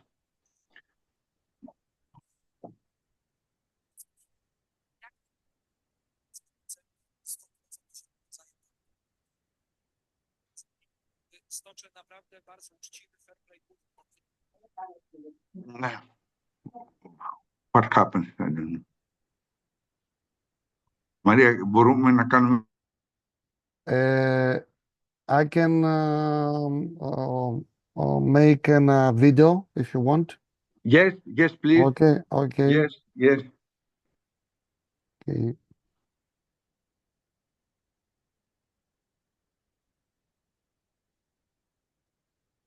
Choose also the sound. Yes.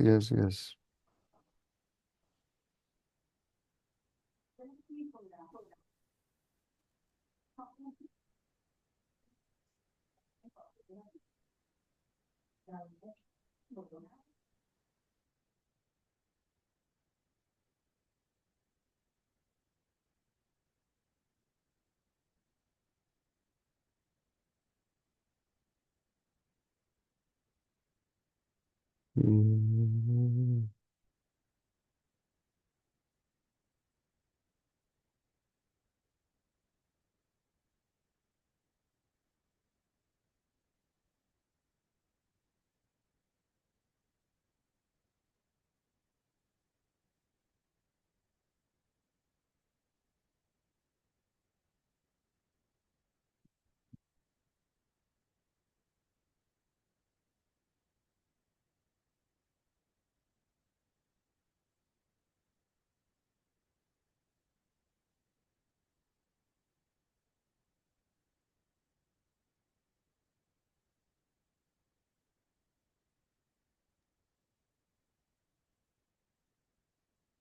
Vangelis, did you share something?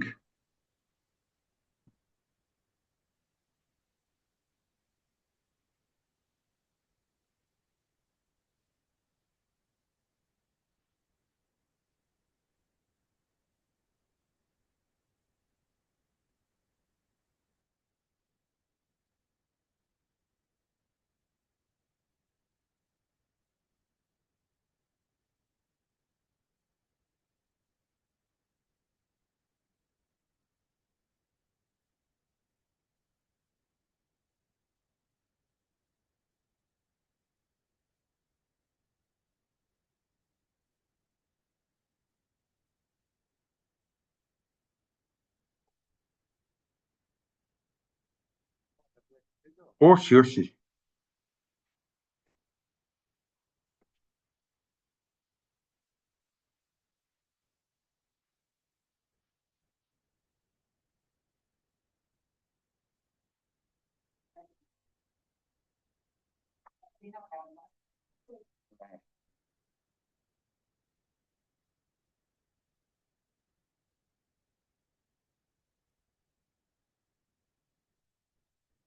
Now we will close the webinar with the video that Dr. Kyriakou will upload now.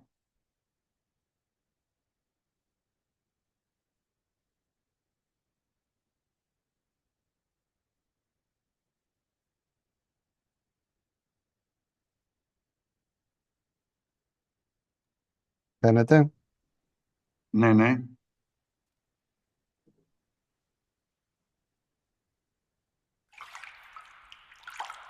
Είναι ok. Okay.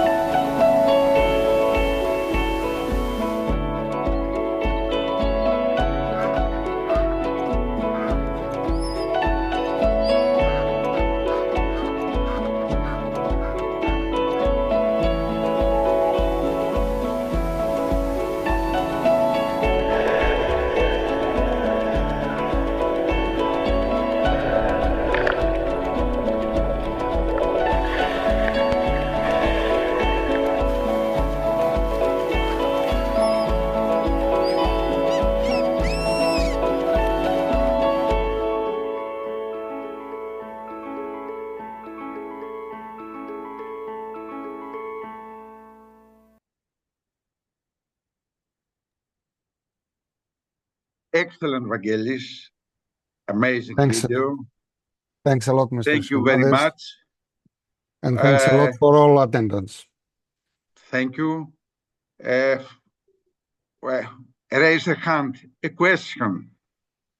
Just a moment to give the floor to Miss Elena Kubara.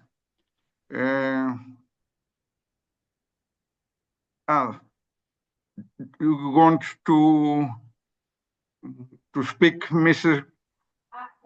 Kubara? Yes, he raised his hands. She raised his hands, please. Yes. I already read the question. Okay. Ms. Kubara can speak now. Okay. You don't have the option of the microphone. Okay. Γεια σας, μ' ακούτε? Ναι, σε ακούμε. Yes. Γεια σας, καλησπέρα. Συγχαρητήρια σε όλους. Ναι, θα πω λίγο στα αγγλικά ή στα ελληνικά την ερώτηση. Ελληνικά. Στα αγγλικά μπορείτε, για να ακούσουν όλοι. Yes. Are there any plans for controlling the amount of visitors arriving at the destination? That is, how can we protect a sustainable destination like Edessa or every other destination with sustainable base from not being converted into a mass tourist destinations, even if our visitors is nature tourist lovers that they like to protect the destination. That's Thank you, Ms. Kubara. Very good question, which is really something which is referred to the most of the destination today is exactly how to control this amount of visitors. First of all, we have to say that the most important thing is what we do before, because we understand that if the problem appears, then the series of solutions, the system, the solution system is difficult to find the solution because of the stakeholder problems. So the most important is what you do before. Anyway, the first and the most crucial is the 365. For example, I've been to Venice last weekend because November is the worst period for visitors. For me, believe me, it was the best. If you go during summertime to Venice, you are ready to suffer, you and also the residents. So we have to be more responsible. It depends on what we want. That's why we have to focus on this from the preschool time. We have to talk to the people. We have to talk to the community. But if the problem is appear on the horizon, we have to put terms. We have to put tickets. We have to put slots. We have to put what carrying capacity said clear, that in this period of time, only 100 people could visit this spot. In Edessa, there are sometimes, be honest, that there is problem with a lot of people. So the system we have to control is that in the period of time, we sell only a number of Edessa city card. That means that if you want to visit two groups at the same time, the same place, is not possible. So there are a lot of tools. Is the beyond destination management system in order to control and at the same time to respect what you very clear mention, the avoiding of transforming actually a destination to a mass tourism destination, which is something very, very important and crucial, because this is sustainability and this is Agenda 2030 wants. Thank you very much. Thank you, Vangelis, for your response. Thank you, Elena, for your questions. So, we pass also the time. It is 8:05, 7:05 Central Europe time. I would like to thank all of you. I declare the finish of our webinar. Thank you for your participation. I hope that you found the webinar very interesting. Please follow the next webinars of the course. Thank you. Bye-bye from Greece. Bye-bye from Thessaloniki. See you in the next webinar. Ciao. Have a good night, all of you.